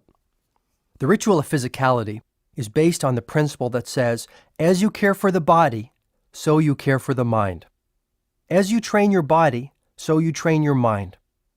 Take some time every single day to nourish the temple of your body through vigorous exercise. Get your blood circulating and your body moving. Did you know that there are 168 hours in a week? No, not really. It's true. At least 5 of those hours should be invested in some form of physical activity. The sages of Savannah practiced the ancient discipline of yoga to awaken their physical potential and live a strong, dynamic existence. It was an extraordinary sight to see these marvelous physical specimens who had managed to age-proof their lives standing on their heads in the center of their village. Did the sages do anything else to care for their bodies? Yogi Raman and his brothers and sisters also believed that vigorous walking in natural surroundings worked wonders for relieving fatigue and restoring the body to its natural state of vibrancy. I really think it didn't matter too much to them what they did, so long as they moved their bodies and got the fresh air of their breathtaking surroundings flowing through their lungs. What does breathing fresh air have to do with anything? I'll answer your question with one of Yogi Raman's favorite sayings: to breathe properly is to live properly. Quite early on in Savannah, the sages taught me that the fastest way to double or even triple the amount of energy I had was to learn the art of effective breathing. Their philosophy was simple. Take in more oxygen through efficient breathing, and you liberate your energy reserves along with your natural state of vitality. Okay, so where do I start? It's actually pretty easy. 2 or 3 times a day, take a minute or two to think about breathing more deeply and effectively. Your belly should move out slightly. This indicates that you are breathing from the abdomen, which is good. A trick that Yogi Raman taught me was to cup my hands over my stomach. If they moved out as I inhaled, my breathing technique was proper. Very interesting. If you like that, then you'll love the third ritual of radiant living, said Julian, which is the ritual of live nourishment. Yogi Raman put it this way: as you nourish your body, so you nourish your mind. I assume then that you changed your diet. Radically. Live foods are the answer. Live foods are those which are created through the natural interaction of the sun, air, soil, and water. What I'm talking about here is a vegetarian diet. Fill your plate with fresh vegetables, fruit, and grains, and you might just live forever. Is that possible? Most of the sages were well over 100, and they showed no signs of slowing down.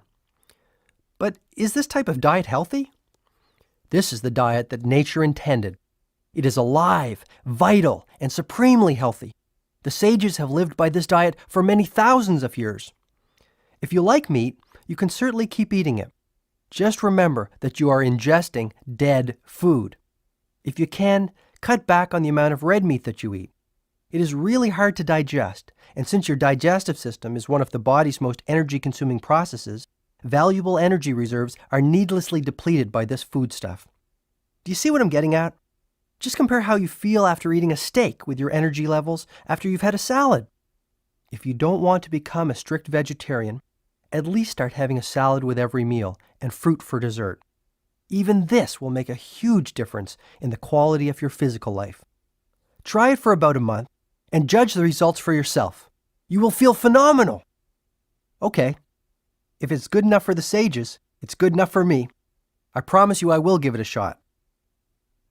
If I have sold you on the ritual of live nourishment, I think you will love the fourth one. The student is still holding his empty cup.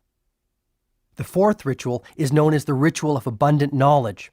It centers around the whole notion of lifelong learning and expanding your knowledge base for the good of yourself and all those around you. Read regularly. Reading for 30 minutes a day will do wonders for you, but I must caution you. Do not read just anything. Make it something that will improve both you and the quality of your life.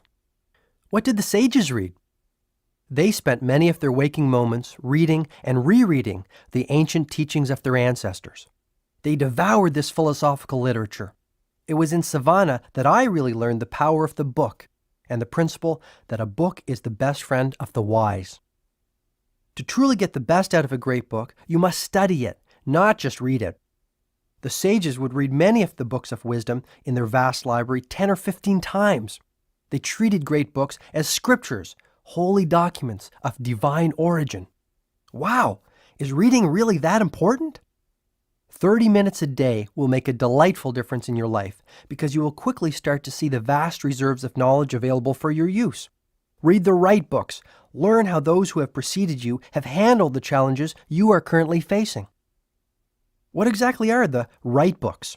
Any titles you could recommend to an eager young beaver? I said, flashing a broad grin. Sure. You will thrive on the biography of the great American Benjamin Franklin. I think you will also find much growth impetus from Mahatma Gandhi's autobiography entitled The Story of My Experiments with Truth. I also suggest that you read Siddhartha by Hermann Hesse, the highly practical philosophy of Marcus Aurelius, and some of the work of Seneca. You might even read Think and Grow Rich by Napoleon Hill. I read it last week and I thought it was very profound. Think and Grow Rich, I exclaimed. But I thought you left all that behind you. I'm really sick and tired of all the make money fast manuals that are being peddled out there by snake oil salesmen preying on the weak. Easy, big fella. I couldn't agree with you more, offered Julian, with all the warmth and patience of a wise, loving grandfather. That little book is not about making a lot of money. It's about making a lot of life. Think and Grow Rich is about abundance, including spiritual abundance, and how to attract all that is good into your life. You might do well to read it, but I will not press the point. Sorry, Julian. I guess my temper gets the better of me sometimes, I offered apologetically. One more thing I need to improve. I really am grateful for all that you are sharing with me. No problem. My point is simply read and keep reading. Do you want to know something else interesting? What? Books simply help you to see what is already within yourself. That's what enlightenment is all about. After all my journeying and exploring, I found that I have actually come full circle back to the point from which I started as a young boy. But now I know myself, and all that I am and can be. Okay, what's the fifth ritual of radiant living? It is the ritual of personal reflection. You see, we all have many sleeping talents inside of us. By taking the time to get to know them, we kindle them. However, silent contemplation will deliver even more than this. This practice will make you stronger, more at ease with yourself, and wiser. I'm still a little fuzzy on the concept, Julian. Every night, the sages would retire to the sanctuary of their huts covered by fragrant rose petals and sit in deep contemplation. Yogi Raman would actually take a written inventory of his day. What kinds of things would he write down, I asked. First, he would list all of his activities, from the personal care activities of his morning to his interactions with the other sages. Interestingly, he would also write down the thoughts he had run through his mind during that particular day. Isn't that hard to do? I can hardly remember what I thought 5 minutes ago, let alone 12 hours ago. Take the time to think. Get into the regular habit of personal introspection. Once Yogi Raman had listed all that he had done and all that he had thought in one column, he would then do an assessment in another column. As he was confronted by his activities and thoughts in the written form, he asked himself whether they were positive in nature. If they were, he resolved to continue giving his precious energy to them. And if they were negative, then he would come up with a clear course of action to get rid of them. I think an example might help me. Can it be personal? Julian asked. Sure, I'd love to know some of your innermost thoughts, I suggested. Actually, I was thinking about yours. We both started to giggle like a couple of kids in a schoolyard. Oh, all right. You always did get your own way. Okay, let's go through just a few of the things that you did today. Write them down on that piece of paper on the coffee table, Julian instructed. I started to realize that something important was about to happen.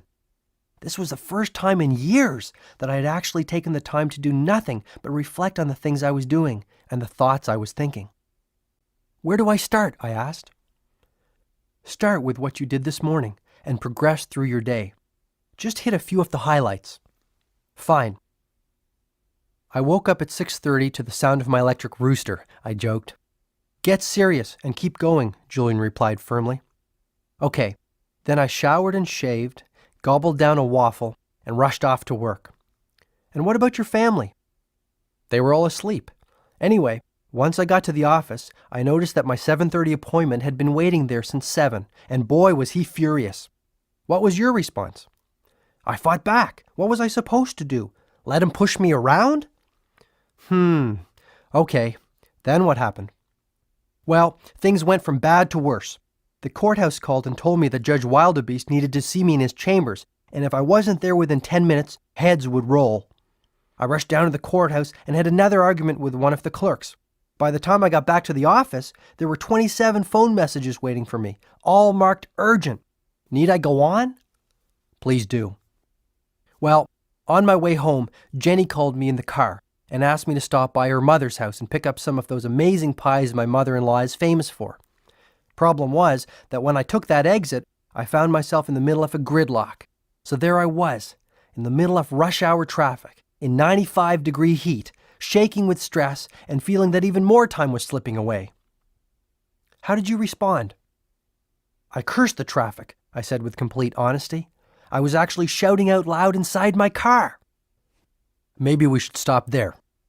Just take a second and look at your day. Obviously, in retrospect, there are at least a few things that you would do differently if you had the chance, wouldn't you? Well, first, in a perfect world, I would get up earlier. I'd like to have a little peace in the morning and ease myself into the day. The Heart of the Rose technique sounds like it would be fun. Also, I really would like to have the family around the breakfast table, even if only for a bowl of cereal. It would give me a better sense of balance. I always seem to feel that I never spend enough time with Jenny and the kids. But it is a perfect world, and you have a perfect life. You do have the power to control your day. You do have the power to live your dreams, Julian observed, his voice rising. I am realizing this. I really am starting to feel that I can change. Great. Continue reflecting on your day, he instructed. Well, I wish I hadn't yelled at my client. I wish I hadn't argued with the court clerk. And I wish I hadn't screamed at the traffic. I think you now see the power of the ritual of personal reflection, Julian said. By looking at what you are doing, how you are spending your day, and the thoughts you are thinking, you give yourself a benchmark for measuring improvement. The only way to improve tomorrow is to know what you did wrong today. Lots to think about, Julian. Lots to think about, I offered reflectively. How about thinking about the 6th ritual for radiant living, the ritual of early awakening? Uh-oh. I think I know what's coming. One of the best pieces of advice I learned in that far-off oasis of savannah was to rise with the sun and to start the day off well. Most of us sleep far more than we need to. The average person can get by on 6 hours and remain perfectly healthy and alert. Getting up with the sun sounds extreme. Actually, it isn't. There are few things more natural than rising with the glory of the first rays of a new day. The sages believed that sunshine was a gift from heaven, and while they were careful not to overexpose themselves, they regularly had sun baths and often could be seen dancing playfully in the early morning sunshine. I firmly believe that this was another key to their extraordinary longevity. How do I build this ritual into my routine? Here are a couple of quick tips. First, never forget that it is the quality and not the quantity of sleep that is important. It is better to have 6 hours of uninterrupted deep sleep than even 10 hours of disturbed sleep. For example, Yogi Raman would never eat after 8 p.m. He said that the digestive activity it induced would reduce the quality of his sleep. Another example was the sage's habit of meditating to the soft sounds of their harp immediately before heading off to sleep. What was the reason behind this? The 10-minute period before you sleep and the 10-minute period after you wake up are profoundly influential on your subconscious mind. By determining the thoughts that go in, you are also determining precisely what will come out. So before you go to sleep, do not watch the news or argue with anyone or even go over the day's events in your mind's eye. Relax. Drink a cup of herbal tea if you like. Listen to some soft classical music and prepare yourself to drift into a rich, renewing slumber. It makes sense. The better the sleep, the less I will need. Exactly. And remember the ancient rule of 21. If you do anything for 21 days in a row, it will be installed as a habit. So stay with the early rising routine for about 3 weeks. By then it will be a part of your life. Within short order, you will be able to rise at 5:30 a.m. or even 5 a.m. with ease, ready to savor the splendor of another great day. Okay, so let's say that I am getting up every day at 5:30. What do I do? As I've suggested, the thoughts you think and the actions you take in the first 10 minutes after you wake up have a marked effect on the rest of your day. Think positive thoughts. Give a prayer of thanks for all you have. The sages would actually make themselves laugh whether they felt like it or not, just to get the happiness juices flowing early in the morning.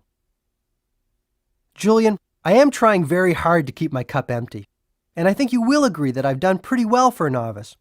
But that sounds really odd, even for a band of monks living high in the Himalayas. But it's not. Take a guess how many times the average 4-year-old laughs in a day. Who knows? I do. 300. Now guess how many times the average adult in our society laughs in the course of a day. 50, I tried? Try 15, said Julian, smiling in satisfaction. You see my point? Laughter is medicine for the soul. Even if you don't feel like it, look in the mirror and laugh for a couple of minutes. You can't help but feel fantastic. Every day will then be an exquisitely rewarding one. What do you do to start your day off on a positive footing? Actually, I have developed quite a sophisticated morning routine, which includes everything from the heart of the rose to drinking a couple of glasses of freshly squeezed fruit juice. But there is one strategy in particular which I would like to share with you. Sounds important. It is. Shortly after you have awakened, go into your sanctuary of silence. Get still and focused. Then ask yourself this question. What would I do today if this day was my last? Mentally list all the things you would do, the people you would call, and the moments you would savor. When you live every day as if it was your last, your life will take on a magical quality. And this brings me to the 7th of the rituals of radiant living, the ritual of music. Never forget the power of music. Spend a little time with it every day, even if it is listening to a soft piece on a cassette while you drive to work. When you feel down or weary, play some music. It is one of the finest motivators I know of. Aside from yourself, I exclaimed sincerely. Just listening to you makes me feel great. You really have changed, Julian, and not just on the outside. You really do seem to be at peace with yourself. You have touched me tonight. Hey, there's more, shouted Julian with his fist in the air. Let's keep going. I wouldn't have it any other way. Okay. The 8th ritual is the ritual of the spoken word. The sages had a series of mantras which they would recite morning, noon, and night. They told me that this practice was immensely effective in keeping them focused, strong, and happy. "What's a mantra?" I asked. A mantra is nothing more than a collection of words strung together to create a positive effect. In Sanskrit, man means mind, and tra means freeing. So a mantra is a phrase which is designed to free the mind. And believe me, John, mantras accomplish this objective in a very powerful way. So mantras are spoken? They don't have to be. Written affirmations also are very effective. But I have found that repeating a mantra aloud has a wonderful effect on my spirit. When I need to feel motivated, I might repeat, "I am inspired, disciplined, and energized" out loud 200 or 300 times. To maintain the supreme sense of self-confidence I have cultivated, I might repeat, "I am strong, able, and calm." I even use mantras to keep me youthful and vital, Julian admitted. Which leads us to the 9th ritual of radiant living quite nicely. This is the ritual of congruent character. This ritual requires you to take daily, incremental action to build your character. Perhaps Yogi Raman articulated the formula best when he stated, "You sow a thought, you reap an action. Reap an action, you sow a habit. Sow a habit, you reap a character. Sow a character, you reap your destiny." What kinds of things should I do to build my character? Anything that cultivates your virtues. Before you ask me what I mean by virtues, let me clarify the concept. The wise people of the Himalayas believed strongly that a virtuous life was a meaningful life, so they governed all their actions by a series of timeless principles. But I thought you said they governed their lives by their purpose. Yes, this is quite so, but their life's calling included living in a manner congruent to these principles. They are, simply stated, industry, compassion, humility, patience, honesty, and courage. When all your actions are congruent and aligned with these principles, you will feel a deep sense of inner harmony and peace. This is also when your life will move from the ordinary into the realm of the extraordinary, and you will begin to sense the sacredness of your being. It is the first step to lifelong enlightenment.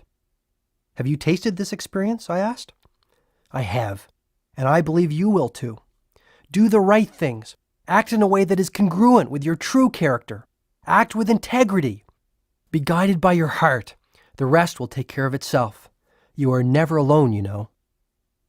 And the final ritual? This is the all-important ritual of simplicity. This ritual requires you to live a simple life. As Yogi Raman said, one must never live in the thick of thin things. Focus only on your priorities, those activities which are truly meaningful. Your life will be uncluttered, rewarding, and exceptionally peaceful. This I promise you. But earlier you told me that happiness comes from achievement. Now you are telling me to reduce my needs and be content with less. Isn't that a paradox? Excellent point, John. It might seem like a contradiction, but it isn't. Lifelong happiness does come through striving to realize your dreams. The key is not to make your happiness contingent on finding that elusive pot of gold at the end of the rainbow. For example, even though I was a millionaire many times over, I was so money-driven that I couldn't enjoy all that I had. You know, there came a time when all I could eat was bread and water, Julian said, growing very quiet and pensive. Are you serious? I always thought that you ate at the best restaurants with all those celebrity friends of yours. That was in the early days. Not many people know about this, but the burden of my out-of-control lifestyle gave me a bleeding ulcer. Julian caught himself. But I'm not one to live in the past. It was another one of life's great lessons. To transcend pain, I had to first experience it. I wouldn't be where I am today without it, he said stoically. Any ideas on what I should do to bring the ritual of simplicity into my life, I asked. There are so many things you can do. Stop picking up the phone every time it rings. Stop wasting time reading junk mail. Stop eating out 3 times a week. Give up your golf club membership and spend more time with your kids. Spend a day a week without your watch. Watch the sun rise every few days. Sell your cellular phone and dump your pager. Need I continue? Julian asked rhetorically. I get the point. But sell the cell phone? I asked anxiously, feeling as a baby might at the doctor's suggestion that his umbilical cord should be cut. Like I've said, my duty is to share the wisdom I've learned through my journey with you. You need not apply every strategy to make your life work. try the techniques, and use those that feel right to you. After Julian had explained the 10 rituals for radiant living, he paused. I know that you want me to keep on going, so I will. Perhaps this is a good time to get a little deeper. What I have taught you up to now has been immensely practical, but you must know something of the underlying spiritual current which flows through the principles I have outlined. Okay, let's hear the spiritual stuff, I said energetically, unaware that it was nearly 2:30 in the morning. Within you lies the sun, the moon, the sky, and all the wonders of this universe. The intelligence that created these wonders is the same force that created you. All things around you come from the same source. We are all one. I'm not sure I follow you. Every being on this earth, every object on this earth has a soul. All souls flow into one. This is the soul of the universe. You see, John, when you nourish your own mind and your own spirit, you are really feeding the soul of the universe. When you improve yourself, you are improving the lives of all those around you. And when you have the courage to advance confidently in the direction of your dreams, you begin to draw upon the power of the universe. Julian, I know you mean well, but what happens if I fail? Failure is not having the courage to try, nothing more and nothing less. The only thing standing between most people and their dreams is the fear of failure. Yet failure is essential to success in any endeavor. Never fear failure. Failure is your friend. The power of discipline. Julian continued to use Yogi Raman's mystical fable as the cornerstone for the wisdom he was sharing with me.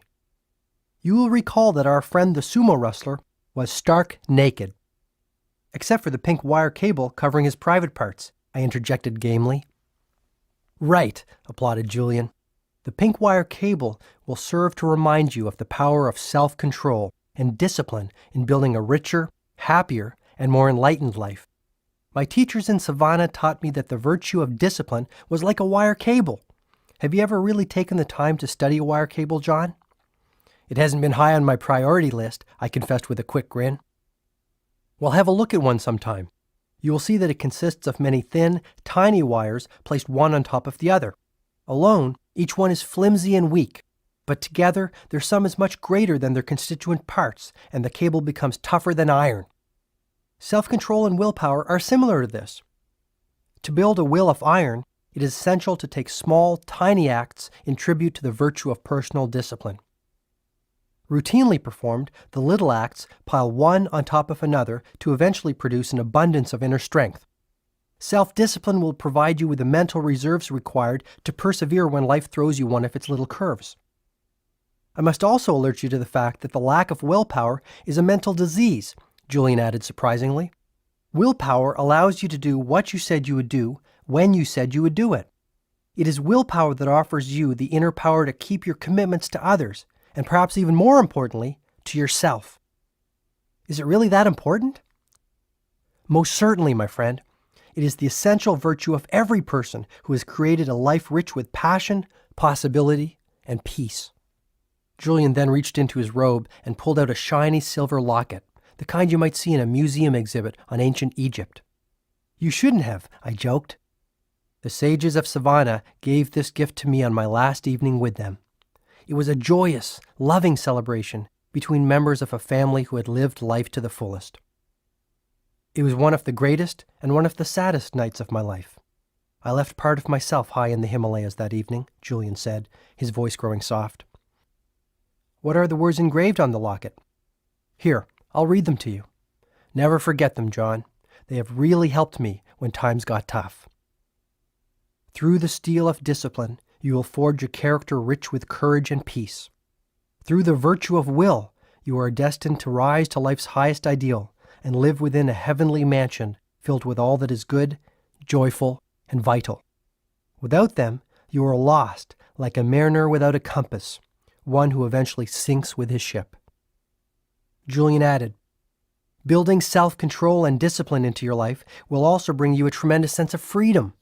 This alone will change things. Julian then noted the many practical benefits that the cultivation of discipline would bring. Believe it or not, developing the power of your will can erase the worry habit, keep you healthy, and give you far more energy than you have ever had. You see, John, self-control is really nothing more than mind control. Will is the king of mental powers. When you master your mind, you master your life. Mental mastery starts with being able to control every thought that you think. When you have developed the ability to discard all weak thoughts and focus only on those that are positive and good actions will follow. Soon you will start attracting all that is positive and good into your life. Here's an example. Let's say one of your personal development goals is to get up every morning at 6 a.m. and go for a run. Let's pretend it is now the middle of winter and your alarm wakes you from a deep, restful sleep. Your first impulse is to hit the snooze button and return to your slumber. Perhaps you will live up to your exercise resolution tomorrow. This pattern continues for a few days until you decide that you are too old to change your ways and the physical fitness goal was too unrealistic. You know me too well, I offered sincerely. Now let's consider an alternative scenario. It is still the dead of winter. The alarm goes off and you start to think of staying in bed. But instead of being a slave to your habits, you challenge them with more powerful thoughts. You start to picture in your mind's eye how you will look, feel, and act when you are in peak physical shape. You focus on all that you can accomplish with the increased energy a regular exercise program will bring. No more nights spent in front of the television because you are too tired to do anything else after your long day in court. Your days are filled with vitality, enthusiasm, and meaning. But say I do this, and I still feel like going back to sleep rather than going running.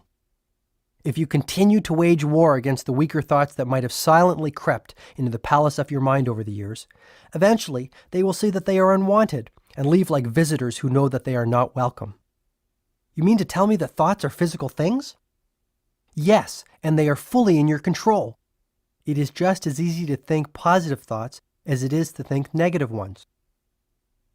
So if I want to have the inner strength to get up earlier, eat less, read more, worry less, be more patient, or be more loving, all I have to do is exert my will to cleanse my thoughts? When you control your thoughts, you control your mind. When you control your mind, you control your life. And once you reach the stage of being in total control of your life, you become the master of your destiny. I needed to hear this. Through the course of this strange yet inspiring evening, I had gone from being a skeptical litigator, carefully studying a hotshot lawyer turned yogi, to a believer whose eyes had been opened for the first time in many years.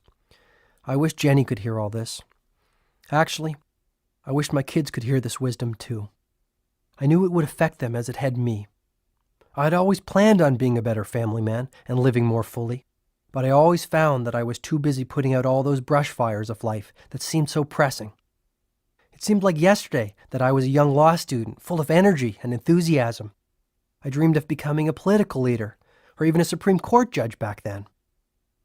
But as time went by, I settled into a routine. I think it was at that moment, with Julian sitting next to me on my living room floor on that sticky July night, that I changed. The Japanese call it satori, meaning instant awakening, and that's exactly what it was.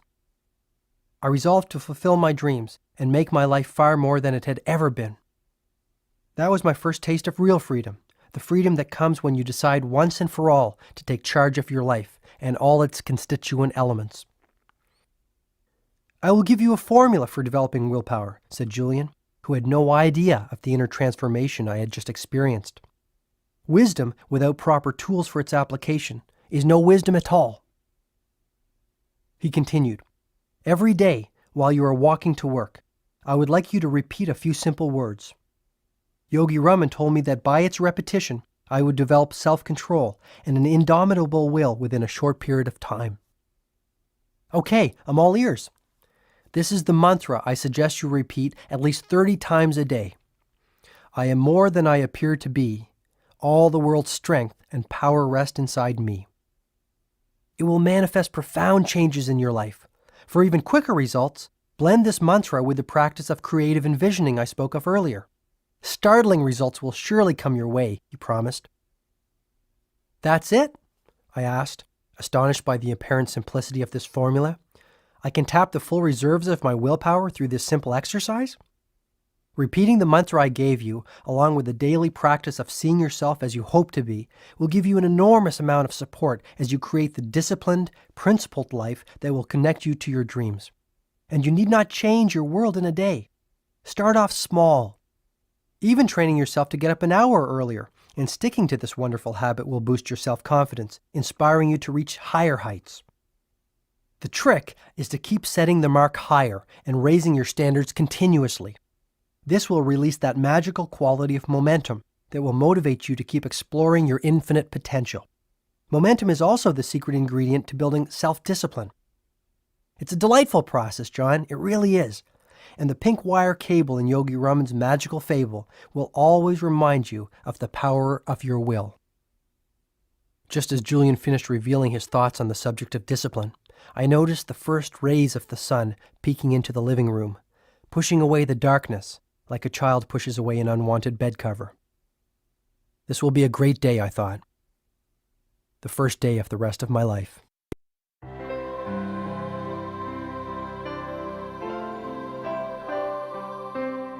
Your most precious commodity. You know what's funny about life? Julian said. By the time most people figure out what they really want and how to go about attaining it, it's usually too late. Is that what the stopwatch in Yogi Raman's fable is all about? Yes. The naked, 9-foot-tall, 900-pound sumo wrestler with the pink wire cable covering his private parts slips on a shiny gold stopwatch that someone has left in the beautiful garden, Julian reminded me. And exactly what does the shiny gold stopwatch represent? It is a symbol of our most precious commodity, time. What about positive thinking and goal setting and self-mastery? They all mean nothing without time. About 6 months after I made Savannah my temporary home, one of the sages came to my hut while I was studying. Her name was Divya. She was a stunningly beautiful woman with jet black hair that fell below her waist, and in a very gentle and sweet voice, she informed me that she was the youngest of all of the sages. She also said that she had come to me on the instructions of Yogi Raman. As the youngest of our community, I have been asked to bring you a gift.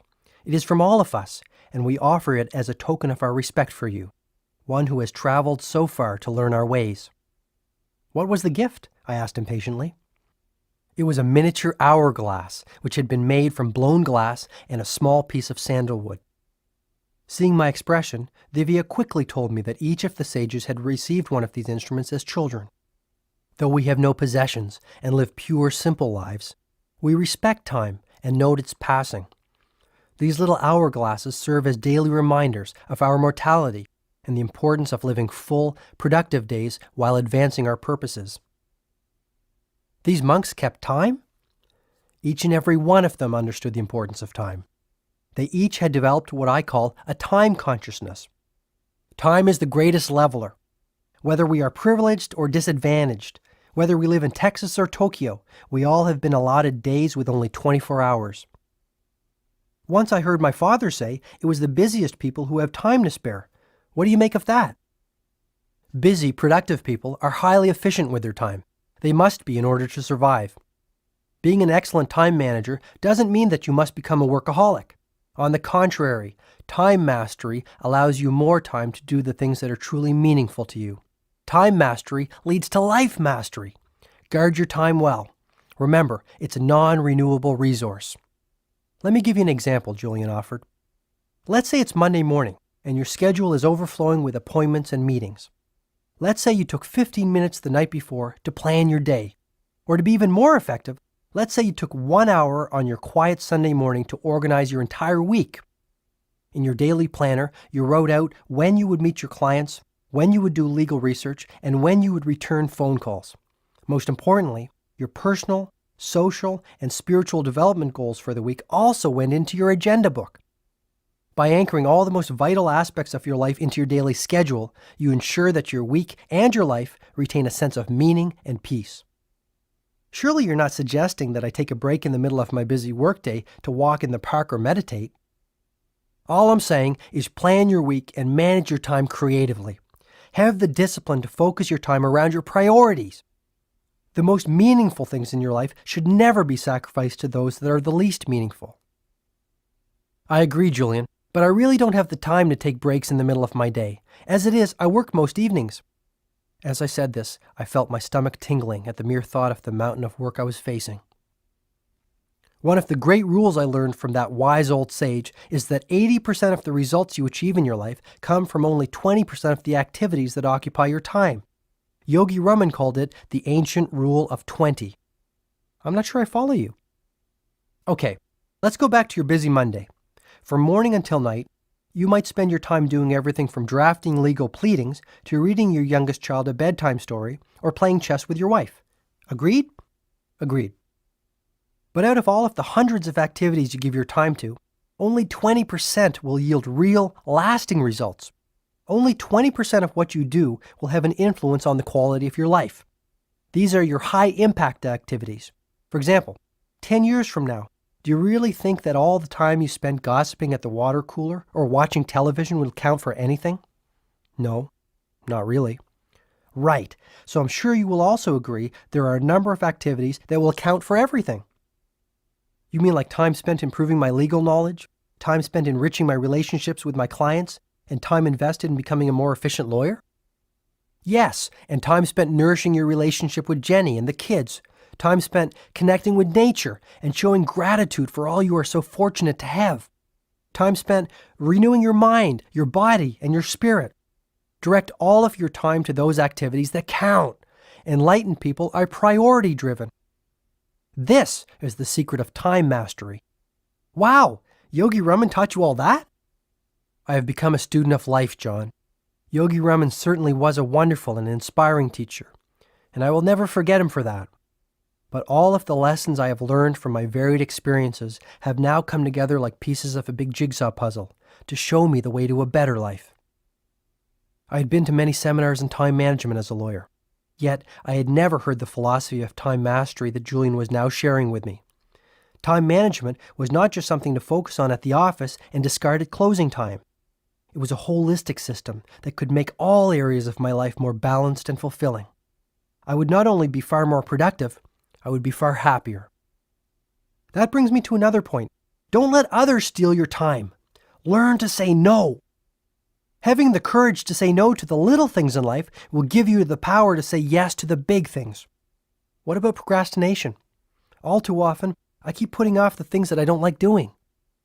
It is human nature to do the things that feel good and avoid the things that feel bad. But as I said earlier, the most productive people in this world have cultivated the habit of doing the things that less productive people don't like doing, even though they too might not like doing them. I stopped and thought deeply about the principle I had just heard. Perhaps procrastination was not my problem.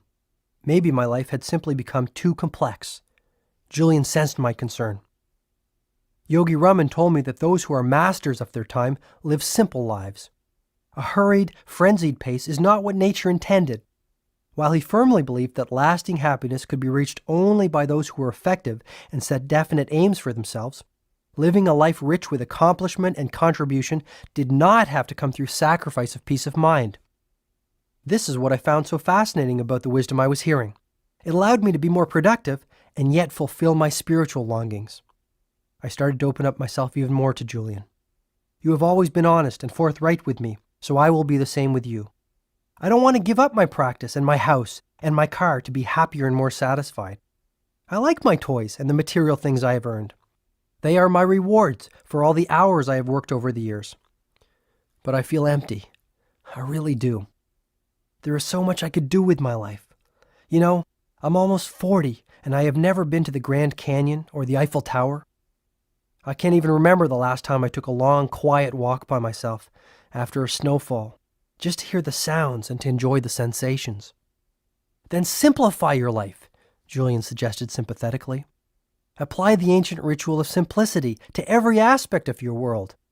Too many people are dreaming of some magical rose garden on the horizon rather than enjoying the one growing in their backyards. What a tragedy. Any suggestions? That I will leave to your own imagination. Oh, and that reminds me of another thing I do to make sure my life stays calm and simple. What's that? I love to have a quick nap in the afternoon. I find it keeps me energetic, refreshed, and youthful. I guess you could say that I need my beauty sleep, Julian laughed. Beauty has never been one of your strong points. A sense of humor has always been one of yours, and for this I commend you. I think Yogi Raman said it best when he said, "Laughter opens your heart and soothes your soul." No one should ever take life so seriously that they forget to laugh at themselves. Julian had one final thought to share on the subject of time. Perhaps most importantly, John, stop acting like you have 500 years to live. Develop a deathbed mentality. When you adopt a deathbed mentality, you live every day as if it was your last. The deathbed question alone has the power to change your life. It will energize your days and bring a rush of zest and spirit to all that you do. Powerful stuff. Here's more. There is a simple remedy to break the spell of frustration that plagues so many people. Act as if failure is impossible and your success will be assured. Be brave and set no limits on the workings of your imagination. Never be a prisoner of your past. Become the architect of your future. You will never be the same. As the city started to awaken and the morning grew into full bloom, my ageless friend started to show the first signs of weariness after a night spent sharing his wisdom with an eager student. I had been astonished by Julian's stamina, his boundless energy, and his endless enthusiasm. "We are moving to the end of Yogi Raman's magical fable and approaching the time when I must leave you," he said gently. "Are you going to tell your partners that you have returned home?" I asked, my curiosity getting the better of me. "Probably not," Julian replied. "I'm so different from the Julian Mantle they knew. They wouldn't recognize me." "You really are a new man," I agreed, chuckling inwardly as I pictured this mystical monk, adorned in the traditional robes of Savannah, stepping into the striking red Ferrari of his former life. "A new being is probably even more accurate." "I don't see the distinction," I confessed. "There is an ancient saying in India, 'We are not human beings having a spiritual experience. We are spiritual beings having a human experience. I see what I am. I am no longer in the world. The world is in me.'" "I'm going to have to chew on that one for a while," I said in total honesty, not quite comprehending what Julian was talking about. "Sure. I understand, my friend. A time will come when you are clear on what I am saying. If you follow the principles I have revealed to you and apply the techniques I have offered, you will surely advance along the path of enlightenment. You will see your life for what it really is, a small blip on the canvas of eternity, and you will come to see clearly who you are and the ultimate purpose of your life. Which is? To serve, of course. Listen to your conscience. It will tell you that your calling in life is ultimately selfless service to others in some form or another. My mission is to spread the ancient wisdom of the sages of Savannah to all those who need to hear it. This is my purpose." The fire of knowledge had kindled Julian's spirit. He was so passionate, so committed, and so fervent about what he was saying that it was reflected even in his physical dimension. His transformation from a frail old litigator to a vital young Adonis was not brought about by a simple change in his diet or a daily dose of some quick-fix exercise plan. He had found the secret that people through the ages have been searching for. It was more than the secret of youth, fulfillment, or even happiness. Julian had discovered the secret of the self. The ultimate purpose of life. "The sages of Savannah were not only the most youthful people I have ever met," observed Julian. "They were also the kindest. Yogi Raman told me that when he was a child, as he waited for sleep, his father would ask him what good deeds he had performed through the course of that day. Believe it or not, if he said that he hadn't done any, his father would request that he get up and perform some act of kindness and selfless service before he was permitted to go to sleep." Julian went on, "One of the most essential of all the virtues for enlightened living that I can share with you, John, is this one. When all is said and done, no matter what you have achieved, the quality of your life will come down to the quality of your contribution." Does this have something to do with the fresh yellow roses in Yogi Raman's fable? Of course it does. The flowers will remind you of the ancient Chinese proverb, "A little bit of fragrance always clings to the hand that gives you roses." The meaning is clear. When you work to improve the lives of others, you indirectly elevate your own life in the process. When you take care to practice random acts of kindness daily, your own life becomes far richer and more meaningful. To cultivate the sacredness and sanctity of every day, serve others in some way. Are you suggesting that I get involved in some volunteer work? That's an excellent starting point. But what I'm speaking of is much more philosophical than that. I'm suggesting that you adopt a new paradigm of your role on this planet. You're losing me again. Shed some light on the term paradigm. I'm not really familiar with it. A paradigm is simply a way of looking at a circumstance or at life in general.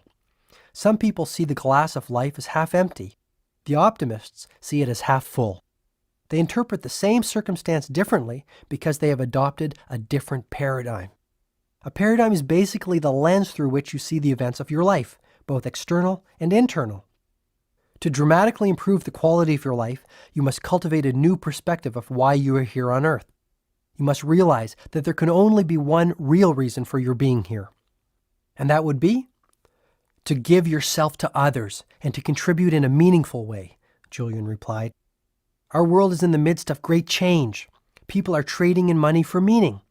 Lawyers who used to judge people by the size of their pocketbooks are now judging people by the size of their commitment to others, by the size of their hearts. Teachers are leaving the wombs of secure jobs to nurture the intellectual growth of needy kids living in the combat zones we call inner cities. People have heard the clear call for change. People are realizing that they are here for a purpose and that they have been given special gifts that will aid them to realize it. What kind of special gifts? Exactly the ones I've been telling you about all evening. An abundance of mental ability, boundless energy, unlimited creativity, and a storehouse of discipline and a wellspring of peacefulness. It is simply a matter of unlocking these treasures and applying them for common good, noted Julian. So how can one go about doing good? I'm simply saying that you should make it a priority to change your worldview so that you stop seeing yourself purely as an individual and start seeing yourself as part of the collective. Your life moves to a more magical dimension when you start striving to make the world a better place. I knew Julian had a point. One of the things that was starting to bother me about practicing law was that I didn't really feel I was making the sort of contribution I knew I was capable of making. I realized that I had ensconced myself in a middle-class cocoon, one that sheltered me from society at large and one I had grown accustomed to. Compassion and daily acts of kindness will make life far richer, Julian said. Take the time to meditate every morning on the good you will do for others during your day. The sincere words of praise to those who least expect it. The gestures of warmth offered to friends in need. The small tokens of affection to members of your family. All add up to a much more wonderful way to live. And speaking of friendships, make sure you keep them in constant repair. A person with 3 solid friends is very wealthy indeed. I nodded. Friends add humor, fascination, and beauty to life. Good friends are there to help you when life throws one of its little curves at you and things look worse than they seem. When I was a busy litigator, I had no time for friends. Now I am alone, except for you, John. When I have just put down a wonderful book that has moved me deeply, I have no one to share my thoughts with. I have no one to open my soul to when the sunshine of a glorious autumn day warms my heart and fills me with joy. Julian quickly caught himself. However, regret is not an activity for which I have any time. I have learned from my teachers in Savannah that every dawn is a new day to the one who is enlightened. Julian's eyes glittered in the hope of things yet to come. It appeared to me that Julian Mantle had indeed been elevated from a human being passing through life without a care for anyone to a spiritual being passing through life only caring about others. Perhaps this was the path that I too was about to walk.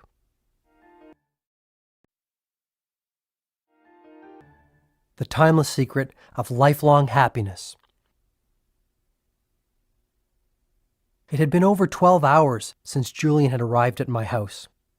Those 12 hours were, without a doubt, the most important of my life.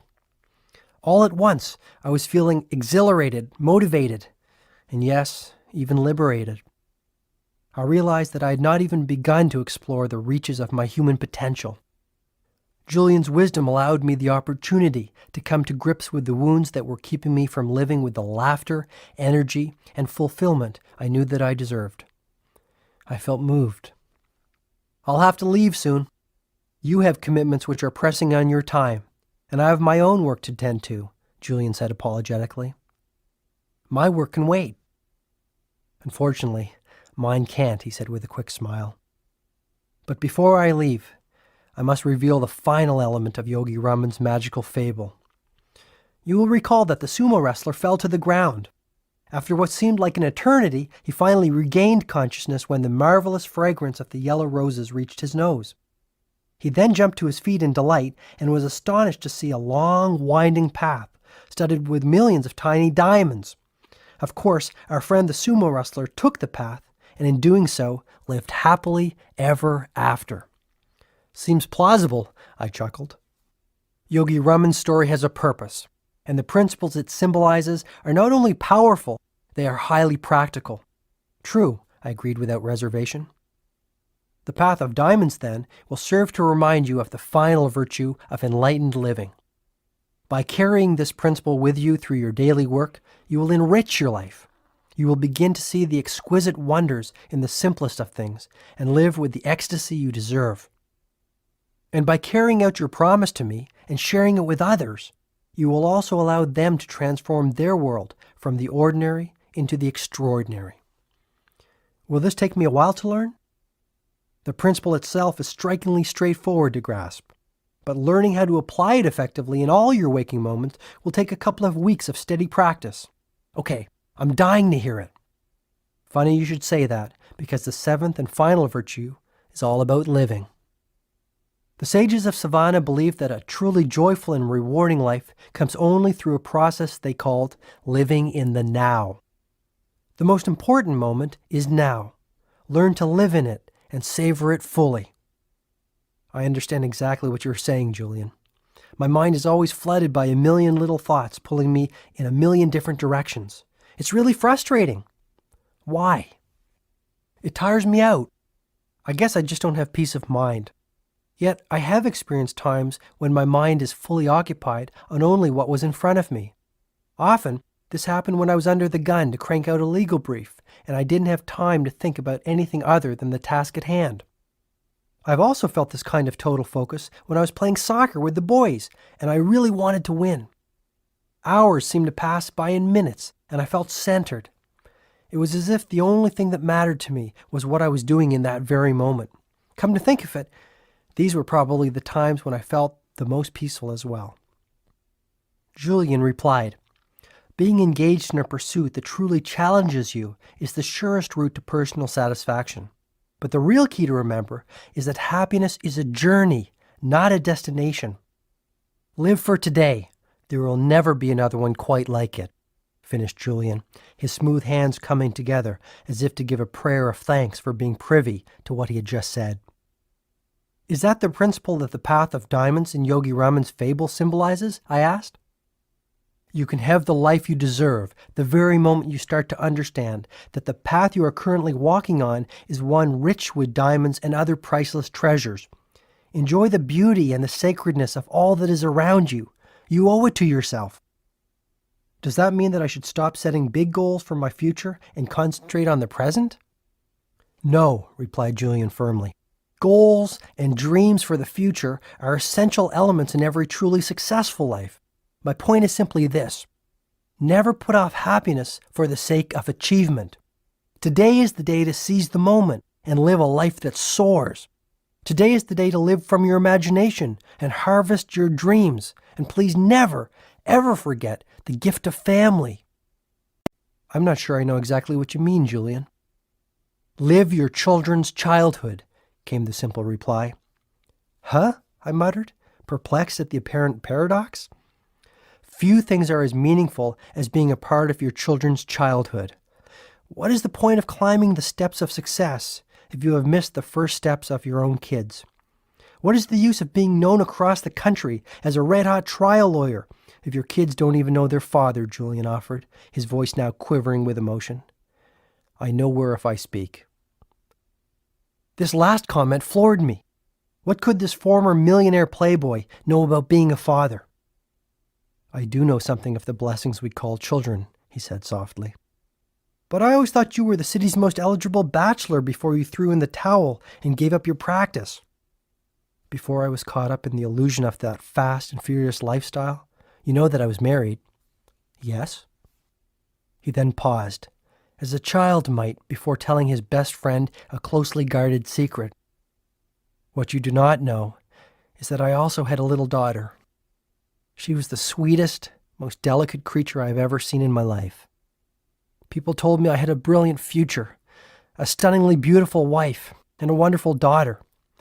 Yet when life seemed to be perfect, it was all taken from me in an instant. For the first time since his return, Julian's eternally joyful face was enveloped in sadness. A single tear began to slide down one of his bronzed cheeks and dripped onto the velvety fabric of his ruby-red robe. "You don't have to continue, Julian," I offered sympathetically, placing an arm around his shoulder to comfort him. "The drunk driver who killed my daughter didn't take away only one precious life on that sun-soaked October afternoon. He took two. After my daughter's passing, my life unraveled. I started spending every waking moment at the office, foolishly hoping that my legal career might be the salve for the pain of a broken heart. My wife, who had been my constant companion since law school, left me, citing my obsession with work. My health deteriorated, and I spiraled into the infamous life that I was engaged in when we first met. Sure, I had everything money could possibly buy, but I sold my soul for it. I really did," Julian noted emotionally, his voice still choked up.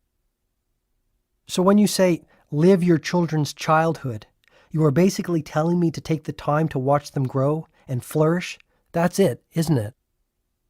Even today, 27 years after she left us, while we were driving her to her best friend's birthday party, I would give anything just to hear my daughter giggle again, or to play hide and seek like we used to in our back garden.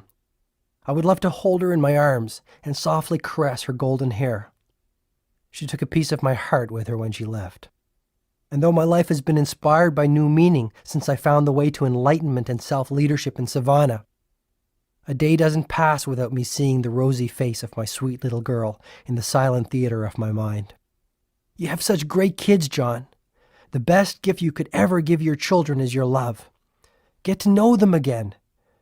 Pretty soon they will be off, building lives and families of their own. Then it'll be too late. The time will be gone. Julian had struck a chord deep inside of me. I guess I had known for some time that my workaholic pace was slowly but steadily loosening our family ties. Piano recitals, Christmas plays, Little League championships had all been traded for my professional advancement. "Happiness is a journey," Julian continued, his voice rising once again with the heat of passion. "Enjoy the special moments that every day offers, because today, this day is all you have." Can anyone learn to live in the now? Absolutely. No matter what your current circumstances might be, you can train yourself to enjoy the gift of living and fill your existence with the jewels of everyday life. When you start spending even 5 minutes a day practicing the art of gratitude, you will cultivate the richness of living that you are looking for. So by giving daily thanks for all of my assets, whether these are material or spiritual, I will develop the habit of living in the moment? Yes, this is an effective method for putting far more living into your life. When you savor the now, you kindle the fire of life that allows you to grow your destiny. Grow my destiny? We all have something we are meant to do. Your genius will shine through, happiness will fill your life the instant you discover your higher purpose and then direct all your energies towards it. Once you are connected to this mission, all your desires will be fulfilled effortlessly. Simply follow the path of your dreams in full expectation of the bounty that is certain to flow. This will bring you to your divine destination. This is what I mean by growing your destiny, Julian offered sagely. When I was a young boy, my father loved to read me a fairy tale known as Peter and the Magic Thread. Peter was a very lively little boy. Everyone loved him, his family, his teachers, and his friends.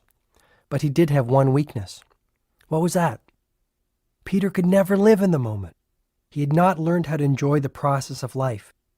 When he was in school, he dreamed of playing outside. When he was outside playing, he dreamed of his summer vacation. Peter constantly daydreamed, never taking the time to savor the special moments that filled his days. One morning, Peter was out walking in a forest near his home. Feeling tired, he decided to rest on a patch of grass and eventually dozed off.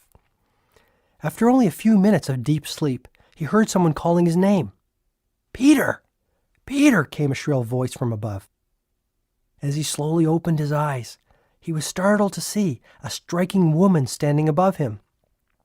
She must have been well over 100 years old, and her snow-white hair dangled well below her shoulders like a matted blanket of wool. In this woman's wrinkled hand was a magical little ball with a hole in the center of it, and out of the hole dangled a long, golden thread. "Peter," she said, "this is the thread of your life. If you pull the thread just a little bit, an hour will pass in seconds.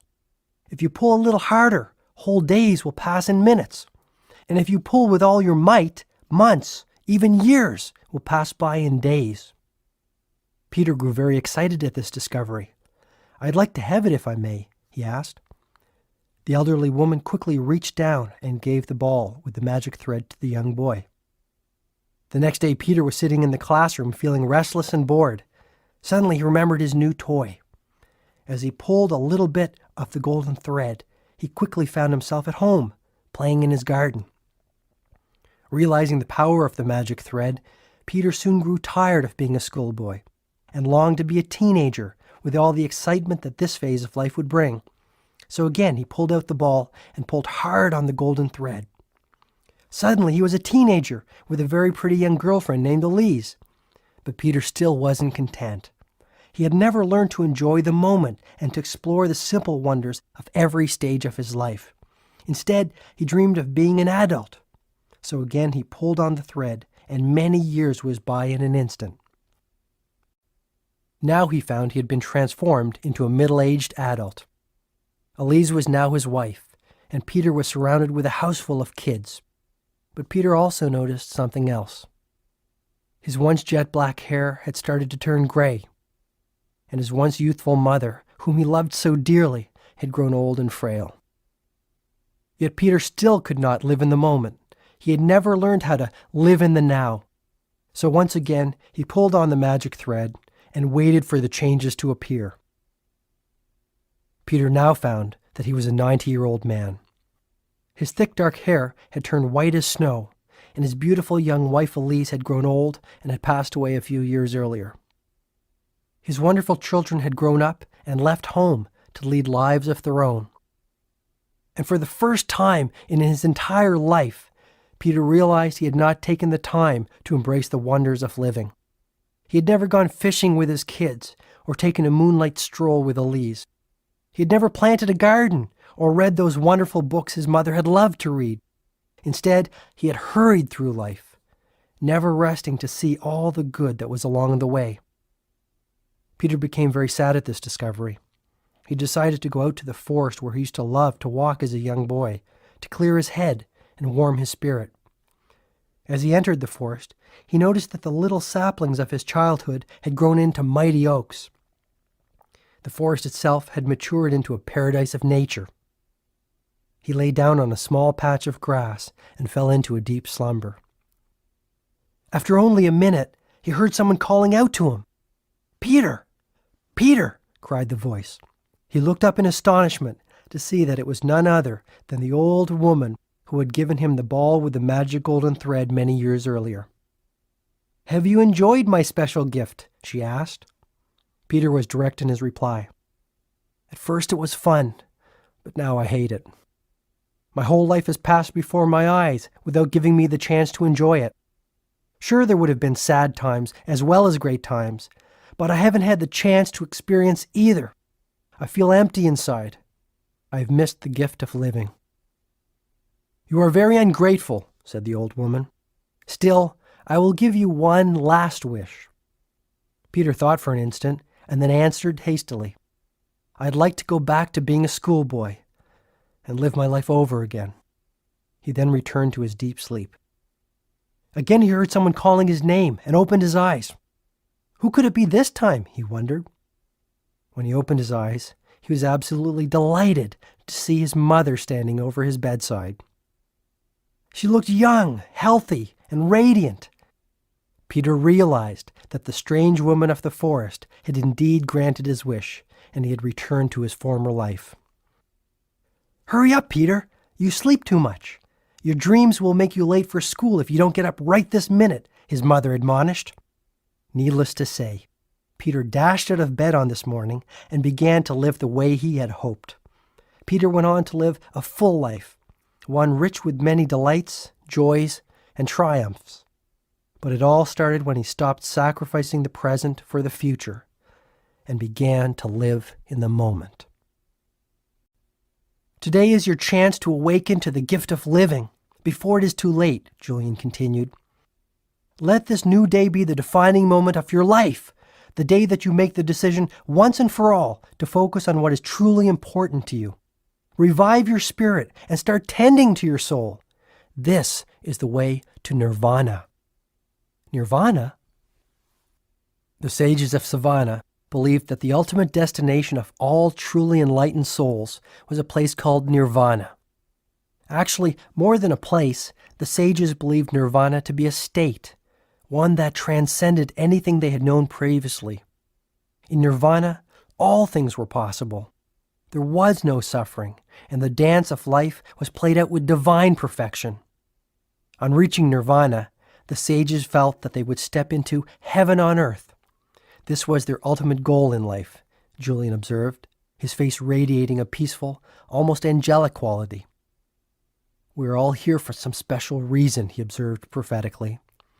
"Meditate on what your true calling is and how you can give yourself to others. Start applying the principles and strategies that I have shared with you. Be all that you can be. A time will come when you too will taste the fruits of that place called nirvana." "How will I know when I reach the state of enlightenment?" "Little hints will appear to confirm your entrance. You will start to notice the holiness in everything that is around you, the divinity of a moonbeam, the allure of a lush blue sky on a scorching summer day, the fragrant bloom of a daisy, or the laugh of a mischievous little child. Julian, I promise you that the time you have spent with me will not be in vain. I will dedicate myself to living by the wisdom of the sages of Savannah, and I will keep my promise to you by sharing all that I have learned. I am speaking from the heart. I give you my word," I offered sincerely, feeling the throes of emotion stirring within. "Spread the rich legacy of the sages to all those around you. They will quickly benefit from this knowledge and improve the quality of their lives, just as you will improve the quality of yours. And remember, the journey is to be enjoyed. The road is just as good as the end." I let Julian continue. "Yogi Raman was a great storyteller, but there was one story he told me which stood out amongst the rest. May I share it with you?" "Absolutely." "Many years ago, in ancient India, a Maharaja wanted to build a great tribute to his wife as a sign of his deep love and affection for her. This man wanted to create a structure the likes of which the world had never seen, one that people would admire for centuries to come. So every day, block by block, his workers toiled in the hot sun. And every day, the structure started to look a little more defined, a little more like a monument, a little more like a beacon of love against the azure blue Indian sky. Finally, after 22 years of daily, gradual progress, this palace of pure marble was complete. Guess what I'm speaking of? I have no idea. The Taj Mahal, one of the 7 wonders of the world, Julian replied. My point is simple. Everyone on this planet is a wonder of the world. Every one of us has the potential for extraordinary achievement, happiness, and lasting fulfillment. All it takes are small steps in the direction of our dreams. Like the Taj Mahal, a life overflowing with wonders is built day by day, block by block. Tiny incremental changes and improvements such as those I've suggested will create positive habits. Positive habits will create results, and results will inspire you towards greater personal change. Begin to live every day as if it was your last. Starting today, learn more, laugh more, and do what you truly love to do. Do not be denied your destiny. For what lies behind you and what lies in front of you matter little compared to what lies within you. Without saying another word, Julian Mantle, the millionaire lawyer turned enlightened monk, got up, embraced me like the brother he had never had, and walked out of my living room into the thick heat of another scorching summer day.